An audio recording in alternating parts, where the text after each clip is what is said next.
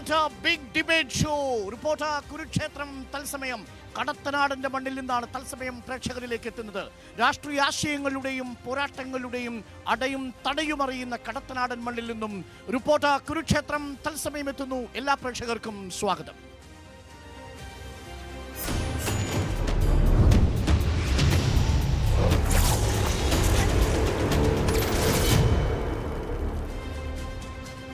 തിരഞ്ഞെടുപ്പ് അന്തരീക്ഷം തിളച്ചുമറിയുമ്പോൾ, രാഷ്ട്രീയ ആരോപണങ്ങളും പ്രത്യാരോപണങ്ങളും പ്രതിഷേധ സമരങ്ങളും തെരുവിലേക്ക് ഇറങ്ങുമ്പോൾ ചൂടേറുകയാണ് വടകരയിലും കടത്തനാടൻ മണ്ണിലും. ആരായിരിക്കും ഇത്തവണ വടകരയുടെ മനസ്സുമായി പാർലമെന്റിലേക്ക് പോവുക? സിറ്റിംഗ് എം പി ആയ കെ മുരളീധരനാണോ? അതല്ല പുതിയ അംഗത്തിനിറങ്ങിയിരിക്കുന്ന കെ ശൈലജ ടീച്ചറോ? അതല്ല അട്ടിമറി സൃഷ്ടിക്കാൻ പ്രഫുൽ കൃഷ്ണയോ? ആരായിരിക്കും സാധ്യത? വടകരയുടെ രാഷ്ട്രീയ മനസ്സിലെന്ത് എന്ന് നമ്മൾ അന്വേഷിക്കുന്നു. ചർച്ചയിൽ നമുക്കൊപ്പം എസ് കെ സജീഷ് CPM പ്രതിനിധി, നിജേഷ് അരവിന്ദ് കോൺഗ്രസ് പ്രതിനിധി, ഒപ്പം എം മോഹനൻ മാഷ് BJP പ്രതിനിധി, ഒപ്പം വടകരയിലെ രാഷ്ട്രീയ ആശയ സംവാദങ്ങളുടെ കരുത്തിൽ വിശ്വസിക്കുന്ന സോഷ്യലിസ്റ്റ് മനസ്സും കോൺഗ്രസ് മനസ്സും ദേശീയ സാംസ്കാരിക മനസ്സുമുള്ളവരും നമുക്കൊപ്പം തത്സമയം ചേരുന്നു. വോട്ടർമാരും. നമ്മൾ ആരംഭിക്കുന്നത് എസ് കെ സജീഷിൽ നിന്നാണ്. എസ് കെ സജീഷ്, പതിവില്ലാത്ത വിധം സർക്കാർ പ്രതിരോധത്തിലായ ഒരു കാലത്താണ് ഈ തെരഞ്ഞെടുപ്പ് നടക്കാൻ പോകുന്നത്. ഇന്നിപ്പോൾ ഏറ്റവും ഒടുവിൽ പുറത്തു വന്നിരിക്കുന്നതനുസരിച്ച് 2 ജീവനുകളാണ് വന്യജീവി ആക്രമണത്തിൽ പൊലിഞ്ഞിരിക്കുന്നത്. സിദ്ധാർത്ഥ് പൂക്കോടിന്റെ മരണം മറ്റൊരു തരത്തിൽ. പ്രതിപക്ഷം തെരുവിലേക്ക് ഇറങ്ങിക്കഴിഞ്ഞു. ശമ്പളം 5ാം ദിവസമായി ഇന്നാണ് കൊടുത്തു തീർക്കാൻ കഴിഞ്ഞത്. അങ്ങനെ പ്രതിരോധത്തിലാണോ ഈ തെരഞ്ഞെടുപ്പിനെ സർക്കാർ നേരിടുന്നത്, CPM നേരിടാൻ പോകുന്നത്? സർക്കാർ പ്രതിരോധത്തിലോ അല്ലെങ്കിൽ മറ്റേതെങ്കിലും രീതിയിലുള്ള പ്രതിസന്ധിയിലോ നിന്നുകൊണ്ടല്ല ഈ തെരഞ്ഞെടുപ്പിനെ നേരിടുന്നത്. നല്ല ആത്മവിശ്വാസത്തോടു കൂടിയാണ് ഇടതുപക്ഷ ജനാധിപത്യ മുന്നണി തെരഞ്ഞെടുപ്പിനെ നേരിടുന്നത്. അതിൽ പ്രധാനപ്പെട്ട കാരണം, കേരളം രാജ്യത്തിനാകെ മാതൃകയായി പല കാര്യങ്ങളിലും മുന്നോട്ട് പോവുകയാണ്. ജനജീവിത നിലവാരത്തിൻ്റെ കാര്യത്തിൽ, ആരോഗ്യം, വിദ്യാഭ്യാസം, ഭരണനിർവഹണം തുടങ്ങിയ കാര്യങ്ങളിലെല്ലാം. ആ കേരളത്തെ, ഒരു ബദൽ നയം വെച്ച് മുന്നോട്ട് പോകുന്ന കേരളത്തെ ബോധപൂർവമായി തകർക്കാനുള്ള പരിശ്രമമാണ് കേന്ദ്ര സർക്കാർ നടത്തിയത്. ഏതാണ്ട് 57,000 കോടി രൂപയുടെ വരുമാനം കേരളത്തിന് നൽകാതിരിക്കുന്ന സാഹചര്യം നമുക്കുണ്ടായി എന്നൊക്കെ അറിയാം. ഞാനതിൻ്റെ വിശദാംശങ്ങളിലേക്കൊന്നും പോകുന്നില്ല. നമ്മൾ ഈ വിഷയം ഉയർത്തിയപ്പോൾ ജനങ്ങൾ നല്ലവണ്ണം അത് ഏറ്റെടുക്കുന്ന സാഹചര്യം ഉണ്ടായി. എന്നാൽ BJP ഇത് ചെയ്യുമ്പോൾ അതിനോടൊപ്പം ചേർന്ന് നിൽക്കുന്ന ഒരു കോൺഗ്രസിനെയാണ് നമ്മൾ കണ്ടത്. പക്ഷേ 8-ാം തീയതി കേരളം സമരം ചെയ്യുന്നതിന് മുമ്പ് 7-ാം തീയതി 1,87,000 കിട്ടാനുണ്ട് എന്ന് പറഞ്ഞ് കർണാടകം സമരം ചെയ്യുന്നത് കണ്ടു. ഇവിടെ പ്രതിസന്ധികൾ നിലനിൽക്കുന്നില്ല. ഇപ്പോൾ നമുക്കറിയാം, താങ്കൾ നേരത്തെ സൂചിപ്പിച്ച ശമ്പളത്തിൻ്റെ കാര്യം ഉൾപ്പെടെ പറയുമ്പോൾ ട്രഷറി ഓവർ ഡ്രാഫ്റ്റ് ആയിട്ടില്ല കേരളത്തിൽ. ഇപ്പോഴും ട്രഷറി ഓവർ ഡ്രാഫ്റ്റ് അല്ലാതെ നിൽക്കുകയാണ്. UDFൻ്റെ കാലത്ത് ഈ ശമ്പളം കൊടുത്തില്ലെങ്കിൽ, 4-5 മാസം ശമ്പളം കൊടുത്തില്ലെങ്കിൽ ഞങ്ങളെ എന്താ തല്ലിക്കൊല്ലുമോ എന്ന് ചോദിച്ച ശ്രീ ശങ്കരനാരായണൻ ഉൾപ്പെടെ ഉണ്ടായിരുന്നു കേരളത്തിൽ എന്ന് നമുക്ക് ഓർമ്മയുണ്ട്. ഞാനതിൻ്റെ മറ്റു വിശദാംശങ്ങളിലേക്കൊന്ന് പോകുന്നു. പക്ഷെ പ്രതിസന്ധിയില്ല എന്ന് പറയുമ്പോഴും 7 മാസത്തെ പെൻഷൻ കുടിശ്ശിക സാധാരണ വോട്ടർമാരുടെ മനസ്സിലുണ്ട്. അല്ല, ഞാൻ പറഞ്ഞു വരുന്നത്, ഇപ്പോൾ പെൻഷൻ്റെ കാര്യത്തിലാണെങ്കിൽ, ക്ഷേമ പെൻഷൻ്റെ കാര്യത്തിലാണെങ്കിൽ 45 രൂപ 1980 ക്ഷേമ പെൻഷൻ 35 വർഷക്കാലത്തിന് ശേഷമാണ് 600 രൂപയിലെത്തുന്നത്. അതായത് 35 വർഷത്തെ കാലയളവ്. എന്നാൽ ഇടതുപക്ഷ ഗവൺമെൻറ് അധികാരത്തിൽ വന്നപ്പോൾ അത് ഒറ്റയടിക്ക് 1,600 രൂപയായി. ഇങ്ങനെ വർദ്ധിപ്പിച്ച് മുന്നോട്ട് പോകാനും അത് കൃത്യമായി ലഭിക്കാൻ, സാധാരണ 3 മാസം കൂടുമ്പോഴൊക്കെയാണ് എല്ലാ കാലത്തും പെൻഷൻ കൊടുത്തിരുന്നത്. കോവിഡിൻ്റെ കാലത്ത് അത് എല്ലാ മാസവും കൃത്യമായി കൊടുക്കാനുള്ള പെൻഷൻ കമ്പനി ഉൾപ്പെടെ രൂപീകരിച്ച് മുന്നോട്ട് പോകുമ്പോൾ ആ പെൻഷൻ കമ്പനിയെ ഇല്ലാതാക്കാൻ വേണ്ടി കേന്ദ്ര സർക്കാർ ശ്രമിച്ചു. അത്തരം പ്രതിസന്ധികൾ നമ്മുടെ മുന്നിൽ നിൽക്കുന്നു. ഞാൻ പറഞ്ഞു വരുന്നത് അതല്ല. അതായത് ഈ തെരഞ്ഞെടുപ്പിനെ സംബന്ധിച്ചിടത്തോളം, പ്രത്യേകിച്ച് വടകര മണ്ഡലത്തിലെ കാര്യങ്ങൾ നമ്മൾ പരിശോധിക്കുമ്പോൾ അങ്ങനെയാണെങ്കിൽ പൊതുവായ കാര്യങ്ങളാണെങ്കിൽ, പൊതുവായി പരിശോധിക്കുന്ന സമയത്ത് നമ്മൾ പറയേണ്ടത്, എന്ത് വിശ്വാസത്തിലാണ് ഇപ്പം നമ്മുടെ പാർലമെൻറ്റിലേക്കാണ് തെരഞ്ഞെടുപ്പ് നടക്കുന്നത്. ഈ തെരഞ്ഞെടുപ്പിൻ്റെ ഘട്ടത്തിൽ താങ്കളിപ്പോൾ സ്ഥാനാർത്ഥിയുടെ പേരൊക്കെ പറഞ്ഞെങ്കിലും ഔദ്യോഗികമായി പ്രഖ്യാപിച്ചില്ല എന്നുള്ളതാണ് ഞാൻ മനസ്സിലാക്കുന്നത്. സ്ഥാനാർത്ഥികളെ കോൺഗ്രസ് ഔദ്യോഗികമായി പ്രഖ്യാപിച്ചില്ല. കാരണം കോൺഗ്രസിന് വേണമെങ്കിൽ ഇപ്പോൾ പ്രഖ്യാപിക്കാം, തടസ്സമില്ല. കാരണം BJPയുടെ പട്ടിക വന്നല്ലോ. കാരണം BJPയുടെ പട്ടികയിൽ തങ്ങളുടെ പ്രഖ്യാപിച്ച സ്ഥാനാർത്ഥികൾ ആരെങ്കിലും പെട്ടുപോകുമോ എന്നൊരു സംശയം കോൺഗ്രസിനുണ്ടായിരുന്നു. പക്ഷേ പ്രഖ്യാപിക്കുന്നതിന് മുമ്പ് തന്നെ 3 പേർ പെട്ടു. അതായത് കഴിഞ്ഞ പ്രാവശ്യം ഏറ്റവും സ്റ്റാർ കാൻഡിഡേറ്റായി അവർ പിണറായി വിജയനെതിരായി മത്സരിപ്പിച്ചയാൾ ആദ്യം ചോദിച്ച് കെ സുധാകരൻ മത്സരിക്കുമെന്നായിരുന്നു. താങ്കൾക്ക് ഓർമ്മയുണ്ടാവും. അപ്പോൾ കെ സുധാകരൻ പറഞ്ഞ മറുപടിയും താങ്കൾക്ക് ഓർമ്മയുണ്ടാവും. സിംഹം ഇങ്ങനെ മടക്കി പുറത്ത് നിൽക്കുകയായതുകൊണ്ടാണ് ഞാൻ മത്സരിക്കാത്തത്. അകത്തായിരുന്നെങ്കിൽ ഞാൻ കയറി നോക്കേനെ. സിംഹം ഇങ്ങനെ നിൽക്കുകയല്ലേ പുറത്ത്, അതുകൊണ്ട് ഞാൻ പിണറായി വിജയനെതിരെ മത്സരിക്കുന്നില്ല എന്നാണ് കെ സുധാകരൻ പറഞ്ഞത്. അവസാനം കെ സുധാകരന് പകരം മത്സരിപ്പിച്ചയാളാണ് ഇപ്പോൾ രഘുനാഥ് എന്ന് പറയുന്നത്. അദ്ദേഹം ആ കൈവിരലിലെ മഷി ഉണങ്ങുന്നതിന് മുമ്പ് ഇപ്പോൾ BJP-യുടെ കണ്ണൂരിലെ സ്ഥാനാർത്ഥിയാണ്. AK ആന്റണിയുടെ മകൻ BJP-യുടെ സ്ഥാനാർത്ഥിയായി. അറക്കൽ പറമ്പിനൊരു വേലി കെട്ടണ്ടേ? ആ വേലിക്കപ്പുറം കടന്നാൽ അടിച്ച് കാല് മുറിക്കുമെന്ന് പറയണ്ടേ ശ്രീ AK ആന്റണി? പറഞ്ഞിട്ടില്ലല്ലോ. ഇപ്പോഴും എന്നോട് മാധ്യമങ്ങൾ ഒരു ചോദ്യവും ചോദിക്കരുത്. എൻ്റെ മകൻ BJP-യിലേക്ക് പോകും, അമ്മ നല്ലവണ്ണം അനുഗ്രഹിക്കും, ഞാനും മനസ്സുകൊണ്ട് അനുഗ്രഹിക്കും, കോൺഗ്രസ് അന്ന് കൂട്ടുനിൽക്കും എന്നുള്ള നിലയിലല്ലേ കേരളത്തിലുള്ളത്. അപ്പുറത്ത് കാലിക്കറ്റ് സർവകലാശാലയുടെ വൈസ് ചാൻസലറായി ഇവർ വെച്ച അബ്ദുൾ സലാം BJP-യുടെ സ്ഥാനാർത്ഥിയായിരിക്കുന്നു. ഏതായാലും കോൺഗ്രസിന് ഇനി പേടിക്കാനില്ല. ഇപ്പോൾ സ്ഥാനാർത്ഥി BJP പട്ടിക വന്നുകൊണ്ട് അതില്ലാത്ത ആളുകളെ വെച്ചാൽ മതിയല്ലോ. ഈ തെരഞ്ഞെടുപ്പിന്റെ ഘട്ടത്തിൽ തന്നെ നോക്കൂ, പക്ഷേ തെരഞ്ഞെടുക്കാനാണ്. അല്ല, ഒറ്റ കാര്യം അവസാനിപ്പിക്കാം. അതായത് MP-മാരെ തെരഞ്ഞെടുക്കാനാണ് ലോക്സഭാ തെരഞ്ഞെടുപ്പ്. അത് ലോക്സഭയിലേക്കാണ്. ഇപ്പോൾ തൊട്ട് മുമ്പേ ദിവസം രാജ്യസഭയിലേക്ക് ഇവർ മനു അഭിഷേക് സിംഗ്വി എന്ന് പറയുന്ന ഇന്ത്യയിലെ ഏറ്റവും പ്രമുഖനായ കോൺഗ്രസ് നേതാവിനെ അയക്കാൻ തീരുമാനിച്ചു. 6 കോൺഗ്രസ് MLA-മാർ മാറ്റിക്കുത്തിയിട്ടാണ് മനു അഭിഷേക് സിംഗ്വി തോറ്റ് പകരം ഇപ്പോൾ BJP-യുടെ MP ഈ തെരഞ്ഞെടുപ്പ് ഘട്ടത്തിൽ അവർക്ക് ഹിമാചൽ പ്രദേശിലുണ്ട്, പക്ഷേ ത്രിപുരയിലും പശ്ചിമ ബംഗാളിലും അങ്ങനെ അല്ല. അതിനൊച്ചപ്പാട് ബഹളമൊന്നും ഉണ്ടാക്കിയിട്ട് കാര്യമൊന്നുമില്ല. ത്രിപുരയിലെ ഇപ്പോഴത്തെ മുഖ്യമന്ത്രി ആരാ? ത്രിപുരയിലെ മുഖ്യമന്ത്രി പഴയ കോൺഗ്രസിന്റെ നേതാവാണ്. ഇങ്ങനെ ആക്കിയത് അവരാണ്. ത്രിപുരയിലെ BJP-യുടെ മുഖ്യമന്ത്രിയാണോ? കോൺഗ്രസിന്റെ പ്രതിപക്ഷ നേതാവ് BJP-യുടെ മുഖ്യമന്ത്രിയാകുന്ന കാഴ്ചയാണ് ത്രിപുരയിൽ കണ്ടത്.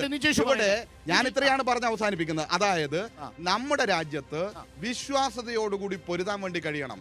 2004-ൽ നവോദാരവൽക്കരണ നയങ്ങളെയും ജനവിരുദ്ധ നയങ്ങളെയും ചെറുക്കുന്നതോടൊപ്പം തന്നെ BJP-യും ചെറുക്കാൻ കോൺഗ്രസിനെ UDF-നെ എതിർത്ത് തോൽപ്പിച്ചിട്ട് ആ പാർലമെന്റിലെത്തിയപ്പോൾ അതേ ആളുകൾക്ക് നിരുപാധികമായ മന്ത്രിസ്ഥാനവും ഒന്നുമില്ലാതെ പിന്തുണ നൽകി രാജ്യത്തിന് വേണ്ടി ഇടതുപക്ഷം നിന്നു. അതുപോലെ ഈ തെരഞ്ഞെടുപ്പിൽ നിൽക്കേണ്ടതുണ്ട്.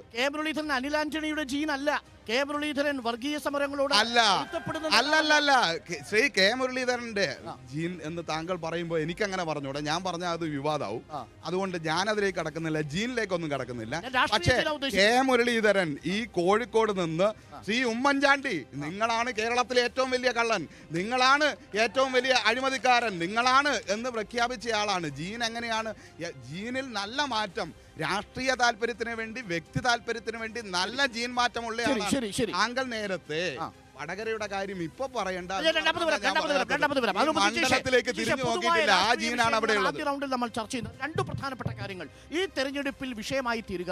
സംസ്ഥാന സർക്കാരിനെതിരെ ഗ്രാമങ്ങളിലും നഗരങ്ങളിലും ഭേദമില്ലാതെ ഇപ്പോൾ തിളച്ചു പൊന്തിക്കൊണ്ടിരിക്കുന്ന ഭരണവിരുദ്ധ വികാരമാണെന്ന് പ്രതിപക്ഷം പറയുന്നു. അതായിരിക്കുമോ? രണ്ടാമത്തത്, എങ്ങനെയാണ് ഒരു കോൺഗ്രസ് സ്ഥാനാർത്ഥിക്ക് വോട്ട് കുത്തിയാൽ അയാൾ അവസാന കാലഘട്ടം വരെയും കോൺഗ്രസിൽ ഉണ്ടാകുമെന്ന് ഉറപ്പിക്കാനാവുക എന്ന് ചോദിക്കുന്നു സജീഷ്. ഒന്ന്, സജീഷിന്റെ ആത്മവിശ്വാസം, ആ ആത്മവിശ്വാസം അങ്ങനെ തന്നെ നിലനിൽക്കട്ടെ എന്നാണ് പറയുന്നത്. സമയം കിട്ടുമ്പോൾ സജീഷ് പേരാമ്പ്രയിലെ മാവേലി സ്റ്റോറിലൊന്ന് കയറി നോക്കാൻ സമയമുണ്ടെങ്കിൽ ഒന്ന് പോകണം എന്നാണ് പറയുന്നത്. അതിനപ്പുറത്തേക്ക് പറ്റുന്നില്ല. ട്രഷറിയിൽ അല്ല, എനിക്കറിയാം, നമ്മൾ തമ്മിൽ അങ്ങോട്ടും ഇങ്ങോട്ടും പറയണ്ടല്ലോ. സജീഷ് ട്രഷറിയിൽ ഭീഷണിയില്ല എന്നാണ് പറയുന്നത്. ഞാൻ ഇന്നലെ കേട്ടത് ശരിയാണോ എന്ന് എനിക്കറിയില്ല. ഈ SSLC പരീക്ഷ ശരിക്കും 10-ാം തീയതിയൊക്കെ ആയിരുന്നു തുടങ്ങാറ്. ഇത്തവണ നേരത്തെ തുടങ്ങി, 4-ാം തീയതി തുടങ്ങി. അപ്പോൾ question paper, +2 SSLC question paper ട്രഷറിയിൽ വെച്ചതുകൊണ്ട് മാത്രമാണ് പൈസ അവിടെ വെക്കാൻ പറ്റാത്തത്, അതുകൊണ്ട് മാത്രമാണ് ശമ്പളം കിട്ടാത്തത് എന്നാണ് പറഞ്ഞുകൊണ്ട് വന്നത്. ഉണ്ടെങ്കിൽ ഉണ്ട് എന്ന് ഉറപ്പിച്ച് പറയാനുള്ള കപ്പാസിറ്റി ആന്റണി പറഞ്ഞിട്ടുണ്ടല്ലോ. മുണ്ട് മുറുക്കി ഉടുക്കണം നമ്മൾ, ഞങ്ങൾ നിങ്ങളിൽ നിന്ന് എടുത്ത ആനുകൂല്യങ്ങൾ തിരിച്ചു തരും. അത് പറയാനുള്ള ചങ്കൂറ്റമാണ് ശ്രീ KN ബാലഗോപാലിൽ നിന്ന് കേരളം പ്രതീക്ഷിക്കുന്നത്. സാങ്കേതിക തകരാർ എന്നല്ല പറയേണ്ടത്. സജീഷേ, ഞങ്ങളെ പാർട്ടിയിൽ നിന്ന് പലരും പോയിട്ടുണ്ട്. ഇനിയും പോകുന്നവരെ ഞങ്ങൾ തടഞ്ഞു നിർത്താൻ ഉദ്ദേശിക്കുന്നില്ല. പക്ഷെ ഒരു കാര്യം ഞാൻ തീർത്ത് പറയാം. ആകാശ് തില്ലങ്കേരി എന്നെങ്കിലും ഒരിക്കൽ എന്റെ പാർട്ടിയിലേക്ക് വരാൻ തയ്യാറായാൽ ഞാൻ നോ എന്ന് പറയും. കാരണം ഞങ്ങളുടെ രക്തമാണ് എടുത്തത് ആകാശ്. വടകരയിലെ, തലശ്ശേരിയിലെ, കണ്ണൂരിലെ സഖാവ് KV സുധീഷ് ഇങ്ങോട്ട് ഉൾപ്പെടെയുള്ള ഒട്ടനവധി സഖാക്കളുടെ ചോര കൊണ്ട് കളിച്ച ഭാരതീയ ജനതാ പാർട്ടിയുടെ നേതാക്കളായ OK വാസുവിനെയും അശോകനെയും 2 കൈയും നീട്ടി സ്വീകരിച്ച് ബ്ലോക്ക് പഞ്ചായത്ത് പ്രസിഡന്റും മലബാർ ദേവസ്വം ബോർഡ് പ്രസിഡന്റുമാക്കിയ ആ പാർട്ടി ആയാറാം ഗയാറാമിനെ പറ്റി പറയരുത്. സജീഷ്, നീയും ഞാനും പ്രീ ഡിഗ്രി ഫസ്റ്റ് ഇയർ പഠിക്കുമ്പോൾ 1992 രാവിലെ വിളിച്ച മുദ്രാവാക്യം ഓർമ്മയുണ്ടല്ലോ.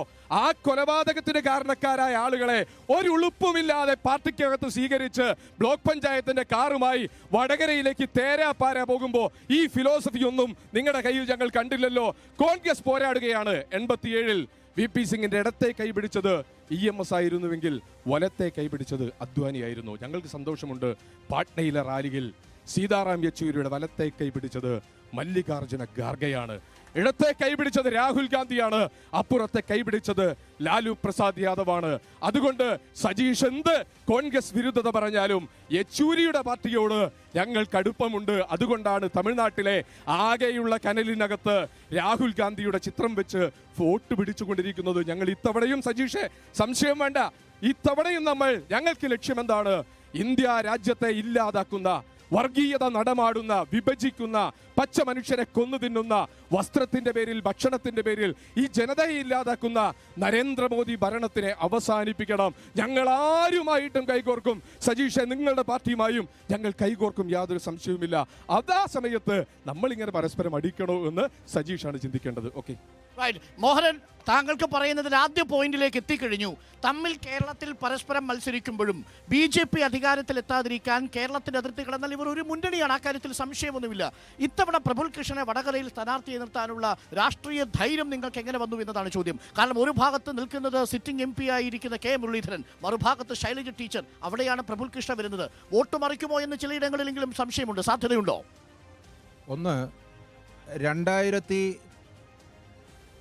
2014 നടന്ന തെരഞ്ഞെടുപ്പ്, ആ തെരഞ്ഞെടുപ്പിനെ നരേന്ദ്രമോദിയെ മുന്നിൽ നിർത്തി തെരഞ്ഞെടുപ്പിനെ നേരിട്ടപ്പോൾ ചായക്കടക്കാരന്റെ മകനാണെന്നും മരണത്തിന്റെ വ്യാപാരിയുമാണെന്നൊക്കെ പരിഹസിച്ചവരായിരുന്നു ഇടതുപക്ഷവും അതുപോലെ തന്നെ കോൺഗ്രസും. ആ പാർലമെന്റ് തെരഞ്ഞെടുപ്പിൽ കേവല ഭൂരിപക്ഷം നേടി നരേന്ദ്രമോദി ഇന്ത്യൻ പാർലമെന്റിലേക്ക് നടന്നെടുത്തപ്പോൾ, സത്യപ്രതിജ്ഞ ചെയ്ത് അധികാരമേറ്റെടുത്തപ്പോൾ നരേന്ദ്രമോദി പരസ്യമായി ഇന്ത്യയിലെ ജനങ്ങളോട് പറഞ്ഞ ഒരൊറ്റ കാര്യം നമ്മൾ ഓർക്കണം. അതായത് 2014 മുതൽ 5 വർഷം പൂർത്തീകരിക്കുമ്പോൾ 2019 ഞാൻ എൻ്റെ ഭരണകൂടത്തിൻ്റെ പ്രോഗ്രസ് കാർഡുമായി ഈ രാജ്യത്തെ ജനങ്ങളുടെ മുമ്പാകെ ഞാൻ ഇറങ്ങും. ആ പ്രോഗ്രസ് കാർഡുമായി 2019 ഇറങ്ങിയപ്പോൾ ഇന്ത്യയിലെ ജനങ്ങൾ വൻ ഭൂരിപക്ഷത്തോടുകൂടി തുടർഭരണം നൽകി നരേന്ദ്രമോദി സർക്കാരിനെ അധികാരത്തിലെത്തിച്ചത് അദ്ദേഹം ഈ രാജ്യത്ത് കൊണ്ടുവന്ന മാറ്റങ്ങളും വികസന നേട്ടങ്ങളുമാണ് എന്നത് നമുക്കെല്ലാവർക്കും അറിയാവുന്നതാണ്. അതോടൊപ്പം തന്നെയാണ് ഇവിടെ സൂചിപ്പിച്ചതുപോലെ, ഇവിടെ പറഞ്ഞല്ലോ കോൺഗ്രസ് നേതാക്കന്മാർ എല്ലാം BJPയിലേക്ക് പോകുന്നത് എപ്പോഴാണെന്ന് പറയാൻ പറ്റില്ല. നാം മനസ്സിലാക്കേണ്ടത് ത്രിപുരയിൽ ആദ്യ തെരഞ്ഞെടുപ്പ് നടന്നപ്പോൾ 2 പതിറ്റാണ്ടിലേറെക്കാലം ഭരിച്ച ഇടതുപക്ഷ മുന്നണിയുടെ ഭരണത്തെ തൂത്തെറിഞ്ഞുകൊണ്ട് ഭാരതീയ ജനതാ പാർട്ടി ത്രിപുരയിൽ അധികാരത്തിൽ വന്നു. 5 വർഷം പൂർത്തീകരിച്ചതിന് ശേഷം അവിടെ വീണ്ടും തുടർഭരണം നടക്കുന്നതിന് വേണ്ടി പോരാട്ടം നടക്കുമ്പോൾ 1% വ്യത്യാസത്തിൽ പരസ്പരം കൈകൊടുത്താൽ BJP സർക്കാരിനെ പുറത്തു നിർത്താൻ സാധിക്കുമെന്ന് കരുതി കൈപിടിച്ചവരാണ്, അവിടെ ഭായി പറഞ്ഞവരാണ് ഈ 2 മുന്നണികളും എന്നത് നാം മനസ്സിലാക്കണം. അവിടെയാണ് ശ്രീ നരേന്ദ്രമോദിജി പറഞ്ഞത്, കേരളത്തിൽ ഗുസ്തി നടത്തുന്നവർ കേരളം വിട്ടാൽ ദോസ്തി നടത്തുന്നവരാണ്. ആ ദോസ്തിക്കാരാണ് ഇവിടെ നിൽക്കുന്ന ഈ 2 പേരും എന്നത് എല്ലാവർക്കും അറിയാവുന്നതാണ്. അതുകൊണ്ട് വികസനം ചർച്ച ചെയ്യണം. എന്തായിരുന്നു നരേന്ദ്രമോദിജി പറഞ്ഞത്? ഞാൻ ഈ രാജ്യത്തെ ശുചിത്വപൂർണമായി കൊണ്ടുവരും. ഇപ്പൊ നിങ്ങൾ നോക്കൂ, ഭാരതം സമ്പൂർണ്ണ ശുചിത്വത്തിലേക്ക് നീങ്ങുന്നു. മറ്റൊന്ന് അദ്ദേഹം പറഞ്ഞത്, പ്രോമിസിലേക്ക് എത്താം. അതിനു മുമ്പ് മോദിയുടെ ഗ്യാരണ്ടി എന്നതാണ് നിങ്ങളുടെ ഇത്തവണത്തെ ടാഗ് ലൈൻ. കഴിഞ്ഞ തവണ പ്രോഗ്രസ് കാർഡ് എന്തായിരുന്നു മോദിയുടെ ഗ്യാരണ്ടി? തൊഴിലവസരങ്ങൾ ആക്കിയോ? സാധാരണക്കാരന്റെ പോക്കറ്റുകളിലേക്ക് കള്ളപ്പണം കൊണ്ടുവന്നാൽ 15 ലക്ഷം രൂപ തികയ്ക്കാവുന്ന രീതിയിലേക്കുള്ള സാഹചര്യം ഒരുക്കും. സാധിച്ചോ? കള്ളപ്പണം കൊണ്ടുവന്നോ? കർഷകർക്കുള്ള വരുമാനം ഇരട്ടിയാക്കും, വർദ്ധിപ്പിച്ചോ? മിനിമം സപ്പോർട്ട് പ്രൈസ് കൊണ്ടുവന്നോ? ഇതൊന്നും നടന്നിട്ടില്ല സാർ. ഞാൻ പറയാം. ഒന്ന്, നരേന്ദ്രമോദിജി പറഞ്ഞു ഈ രാജ്യത്ത് ജൻധൻ യോജന അക്കൗണ്ട് എടുക്കണമെന്ന് രാജ്യത്തെ ജനങ്ങളോട് പറഞ്ഞു. പൈസ ഇല്ലാത്ത ആളുകൾ അക്കൗണ്ട് ഇല്ലാത്ത ആളുകളായിരുന്നു ഈ രാജ്യത്ത്. അക്കൗണ്ട് എടുക്കണമെന്ന് പറഞ്ഞപ്പോ മാർക്സിസ്റ്റ് പാർട്ടിയും കോൺഗ്രസും പറഞ്ഞത് എന്താണെന്നറിയുമോ? മാർക്സിസ്റ്റ് പാർട്ടിയും കോൺഗ്രസും പറഞ്ഞത് നിങ്ങളെ പറ്റിക്കുകയാണ്, നിങ്ങളെ ഭൂമി തട്ടിയെടുക്കാനുള്ള ഏർപ്പാടാണ്, പറ്റിക്കുകയാണ് എന്ന് പറഞ്ഞവരാണ്. പക്ഷേ അന്ന് പറഞ്ഞു ജൻധൻ യോജന അക്കൗണ്ട് എടുത്താൽ നിങ്ങളുടെ അക്കൗണ്ടിലേക്ക് ഇതാ 15 ലക്ഷം രൂപ വരുമെന്ന് ജനങ്ങളെ തെറ്റിദ്ധരിപ്പിച്ചവരാണ്. പക്ഷേ നാം അറിയണം, അക്കൗണ്ട് എടുത്തതിന് ശേഷം അക്കൗണ്ടുകളിലേക്ക് കോവിഡ് കാലത്ത് ദുരിതം അനുഭവിക്കുമ്പോൾ പാവപ്പെട്ട അക്കൗണ്ടുകളിലേക്ക്, സാധാരണക്കാരുടെ അക്കൗണ്ടുകളിലേക്ക് നരേന്ദ്രമോദി സർക്കാർ പണം കൊടുത്തത് നാം ആരും പറഞ്ഞിട്ടില്ല. അതേപോലെ തന്നെയാണ് കോവിഡ് കാലത്ത് പണം കൊടുത്തു. എത്ര കൊടുത്തു? സാധാരണക്കാരുടെ, പാവപ്പെട്ടവരുടെ അക്കൗണ്ടിലേക്ക് 500 രൂപ സാധാരണക്കാരുടെ അക്കൗണ്ടിലേക്ക് കൊടുത്തത്. ഈ 500 രൂപയ്ക്കാണോ 3 ഗഡുക്കളായി കൊടുത്തു. ഈ 500 രൂപ 3 ഗഡുക്കളായിട്ടോ? ഞാൻ സൂചിപ്പിക്കുന്നത് ഏറ്റവും ദുരിതം നേരിടുന്ന ഒരു കാലത്താണ് പാവങ്ങളെ സഹായിക്കാൻ മോദി സർക്കാർ സഹായിച്ചത്. അതേപോലെ തന്നെ പൈസ തിരിച്ചു ചോദിച്ച നരേന്ദ്രമോദി ഗവൺമെന്റ് അല്ലേ നിങ്ങളത്? അരിന്റെ പൈസ തിരിച്ച് എന്റെ സുഹൃത്തെ ഇപ്പൊ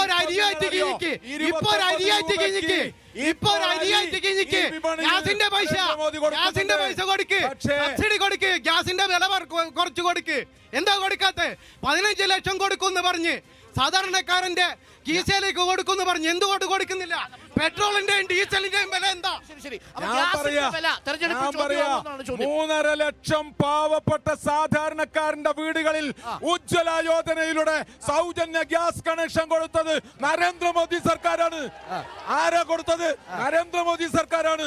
പാവപ്പെട്ട സാധാരണക്കാർക്ക് ഗ്യാസ് കണക്ഷൻ കൊടുത്തു. ഉജ്ജ്വൽ ഗ്യാസ് യോജന കൊടുത്തു. ഗ്യാസിന്റെ വില എത്രയാ? ഇപ്പൊ ഗ്യാസിന്റെ വില എത്രയാ? അല്ല, സൗജന്യമായിട്ടാണ് ഗ്യാസ് കണക്ഷൻ കൊടുത്തത്. 6 മാസം അല്ലേ? 6 മാസം കഴിഞ്ഞാൽ ഫ്രീ ഉണ്ടോ? കൊടുത്തല്ലോ. അല്ല, 6 മാസം കഴിഞ്ഞാൽ എത്ര കൊടുക്കണം? ചെയ്തത് 6 മാസം കഴിഞ്ഞാൽ എത്ര കൊടുക്കണം? അല്ല, ഞാൻ സൂചിപ്പിച്ചത് സാധാരണക്കാരായ ആളുകൾക്ക് സൗജന്യ കണക്ഷൻ അന്യമായിരുന്ന കാലത്താണ് അത് ജിയോ കൊടുക്കുന്നുണ്ട്. കണക്ഷൻ കൊടുത്തത് 3 മാസം ഫ്രീ ആയിരുന്നു ജിയോ. അത് കഴിഞ്ഞപ്പോ ജിയോ ചാർജ് കൂട്ടി. ഇതല്ലേ ഗ്യാസിന്റെ കാര്യത്തിൽ സംഭവിച്ചത്? ഒരു നിമിഷം, ഒരു പ്രതികരണം കൂടെ.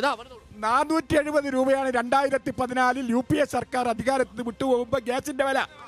ഇന്ന് 1100 രൂപയാണ് സാധാരണക്കാരത്ത്. ആരിക്കാ ഗ്യാസ് വെറുതെ കൊടുത്ത്? പെട്രോൾ അല്ല ഒന്നുകൂടി ഒരു വാർഡിൽ ഒരാൾക്ക് കൊടുത്ത കാര്യമായി പറയുന്നത്. ഞാൻ പറയുന്നത് പെട്രോളിന്റെ വില 50 രൂപക്ക് പെട്രോൾ കിട്ടിയാൽ നിങ്ങൾക്ക് പുളിക്കൂല എന്ന് പറഞ്ഞ പെട്രോളിന്റെ വില എത്രയാണ് ഒന്ന് ഇയാൾ പറഞ്ഞു തന്നാൽ മതി. അത് കെ സുരേന്ദ്രൻ പറഞ്ഞത്, അതിന് മറുപടി പറയണമെന്നില്ല. ഈ 10 വർഷക്കാലത്ത് BJPയുടെ ഭരണത്തിൽ കേവലമായ വള്ളു പറച്ചിലും ബെഡായും അല്ലാതെ അദാനിയുടെ സമ്പത്ത് വർദ്ധിച്ചു എന്നല്ലാതെ എന്താണ് ഉണ്ടായിട്ടില്ല? നമ്മുടെ നാട്ടില് ദേശീയ ഹൈവേ വന്നില്ലേ? വിഴിഞ്ഞം വന്നില്ലേ? വന്നു. അതൊക്കെ സംസ്ഥാന സർക്കാരിനെയും കൂടി പങ്കാളിത്തം കൊണ്ട്. ഞാൻ പറഞ്ഞു തീർക്കാൻ കേരളത്തിലെ വികസനങ്ങളെ കുറിച്ച് പറയട്ടെ. പറയട്ടെ.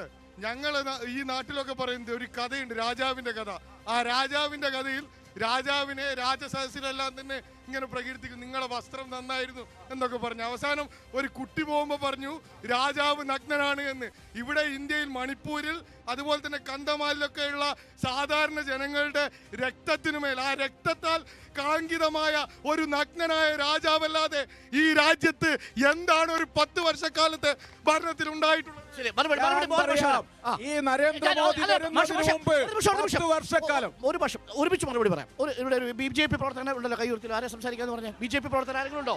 BJP ആരുമില്ലേ ഇവിടെ? മറുപടി. ഈ സർക്കാർ എന്തുകൊണ്ടായിരിക്കണം വടകരയിൽ BJPക്ക് വോട്ട് കിട്ടുന്നത്? BJP സർക്കാരിന് വോട്ട് ചെയ്യേണ്ടത് കാരണം നിങ്ങൾക്ക് എന്താനുകൂല്യം ചെയ്യുന്ന സമയത്തും മുൻപ് നമുക്ക് ഗവൺമെന്റ് ഉണ്ടായിരുന്നില്ല. മുൻപ് 1,78,000 കോടി, 2,20,000 കോടി, ഈ കോടികളൊക്കെ കണ്ടുകൊണ്ടിരുന്നത് ഈ കളവിനും അല്ലെങ്കിൽ വലിയ രീതിയിലുള്ള അഴിമതിക്ക് ഭൂമിയില്, പാതാളത്തില്, ആകാശത്തില് ആദർശ കുംഭകോണം, ഈ ഫ്ലാറ്റിൽ അഴിമതി അല്ലെങ്കിൽ ആദർശ കുംഭകോണത്തിൽപ്പെട്ട അശോക് ചവാൻ എവിടെ ഇപ്പോ? നിലവിലെ UPA ഗവൺമെന്റിന്റെ കാലത്ത് 10 വർഷം നടന്ന UPA ഗവൺമെന്റിന്റെ കാലത്ത് നടന്ന കൊടിയ അഴിമതിക്ക് ശേഷമാണ് നരേന്ദ്രമോദി ഗവൺമെന്റ് വന്നത്.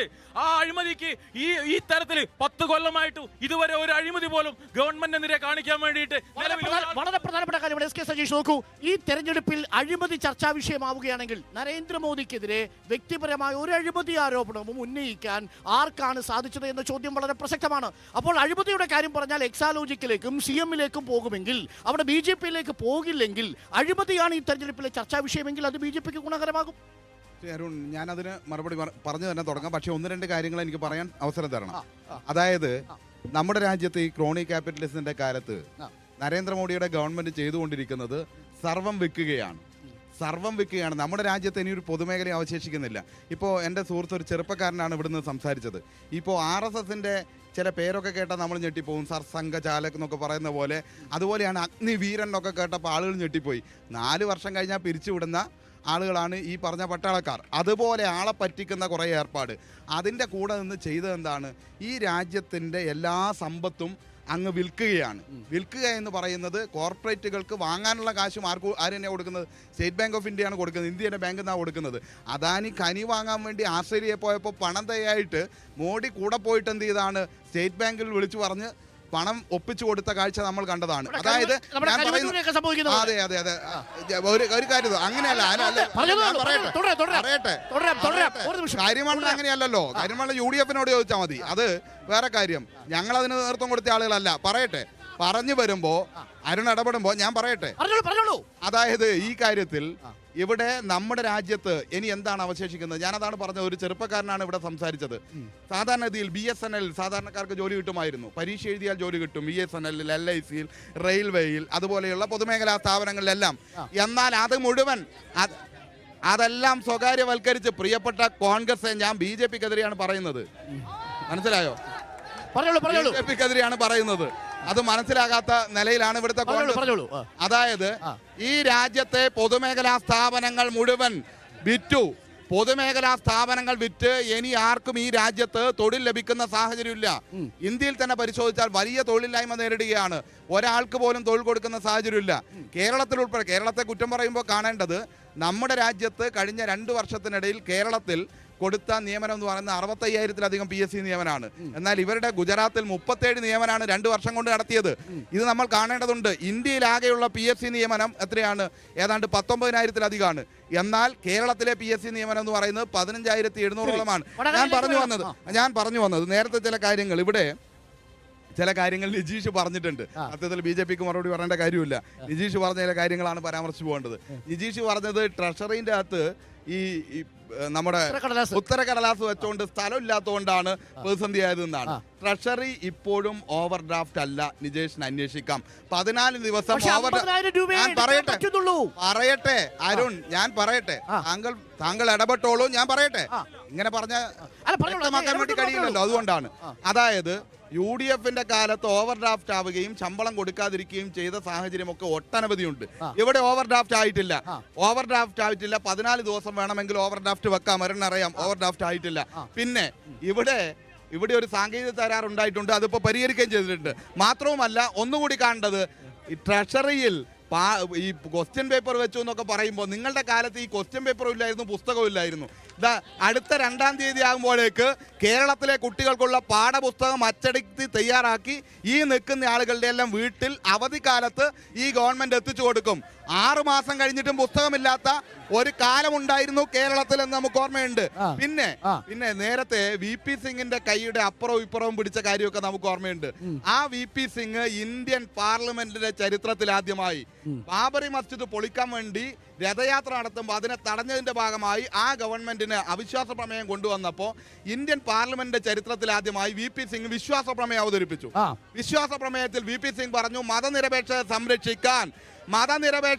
സംരക്ഷിക്കാൻ എന്റെ കൂടെ നിൽക്കണം, BJP-യെ ചെറുക്കണമെന്ന് പറഞ്ഞപ്പോ അവിടെ സിംഗിനെ എതിർത്ത് പാലം വലിച്ച് BJP-ക്കൊപ്പം വോട്ട് ചെയ്ത ആളാണ് കോൺഗ്രസ്സുകാരെന്ന് വടകരയിലേക്ക് വരാം. വടകരയിലേക്കല്ലേ വരേണ്ടത്? വടകരയിലേക്ക് നമ്മളെ വരുന്നുള്ളൂ. വടകരയിൽ MP വരുന്നില്ല.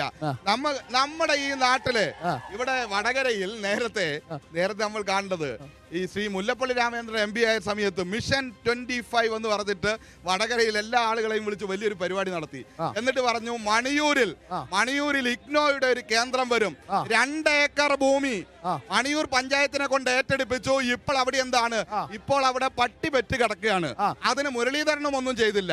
പിന്നെ മറ്റൊന്നുള്ളത്, ഇവിടെ ചക്കിട്ടപാറയിൽ എന്റെയൊക്കെ പ്രദേശത്ത് 42 ഏക്കർ സ്ഥലം ഏറ്റെടുപ്പിച്ചു. CRPF ക്യാമ്പിനാണെന്ന് പറഞ്ഞു.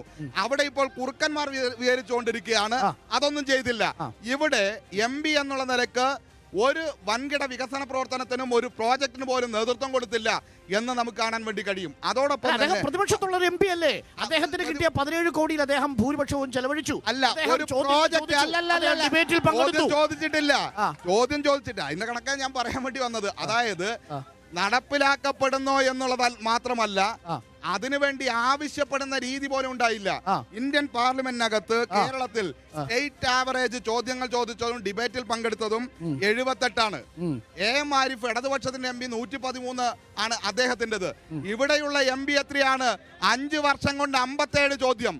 ആ ചോദ്യത്തിൽ 11 ചോദ്യം കേരളത്തിനെതിരായിട്ടുള്ള ചോദ്യമായിരുന്നു.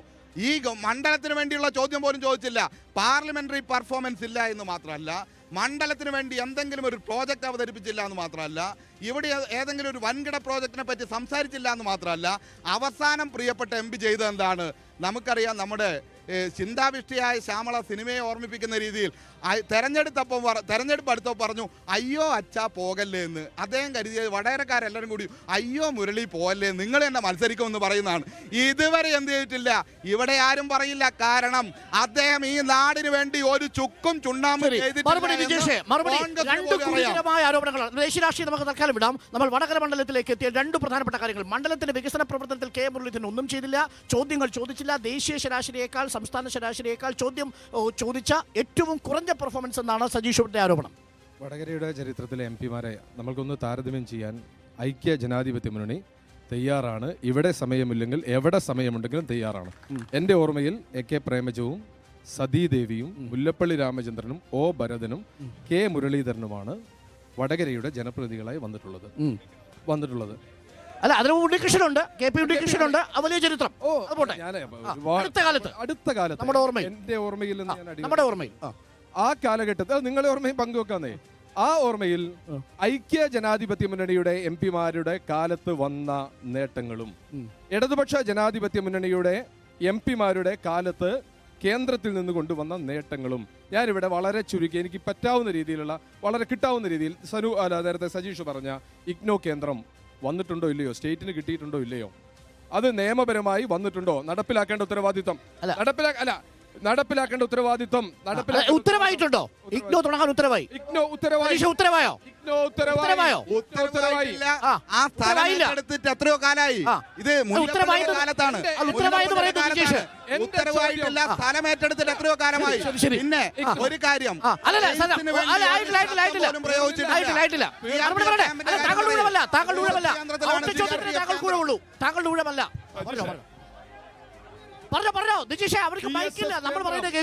CSF കേന്ദ്രം, coastal police station, cyclone shelter, കടൽപാത, സോറി ഈ സൈക്ലോൺ ഷെൽട്ടർ എല്ലാ ദിവസവും തുറന്നു വെക്കാനല്ല സജീഷേ. അവിടെ കൊടുങ്കാറ്റുണ്ടായാൽ, അവിടെ പ്രയാസമുണ്ടായാൽ ജനങ്ങൾക്ക് താമസിക്കാനുള്ള സ്ഥലമാണ്.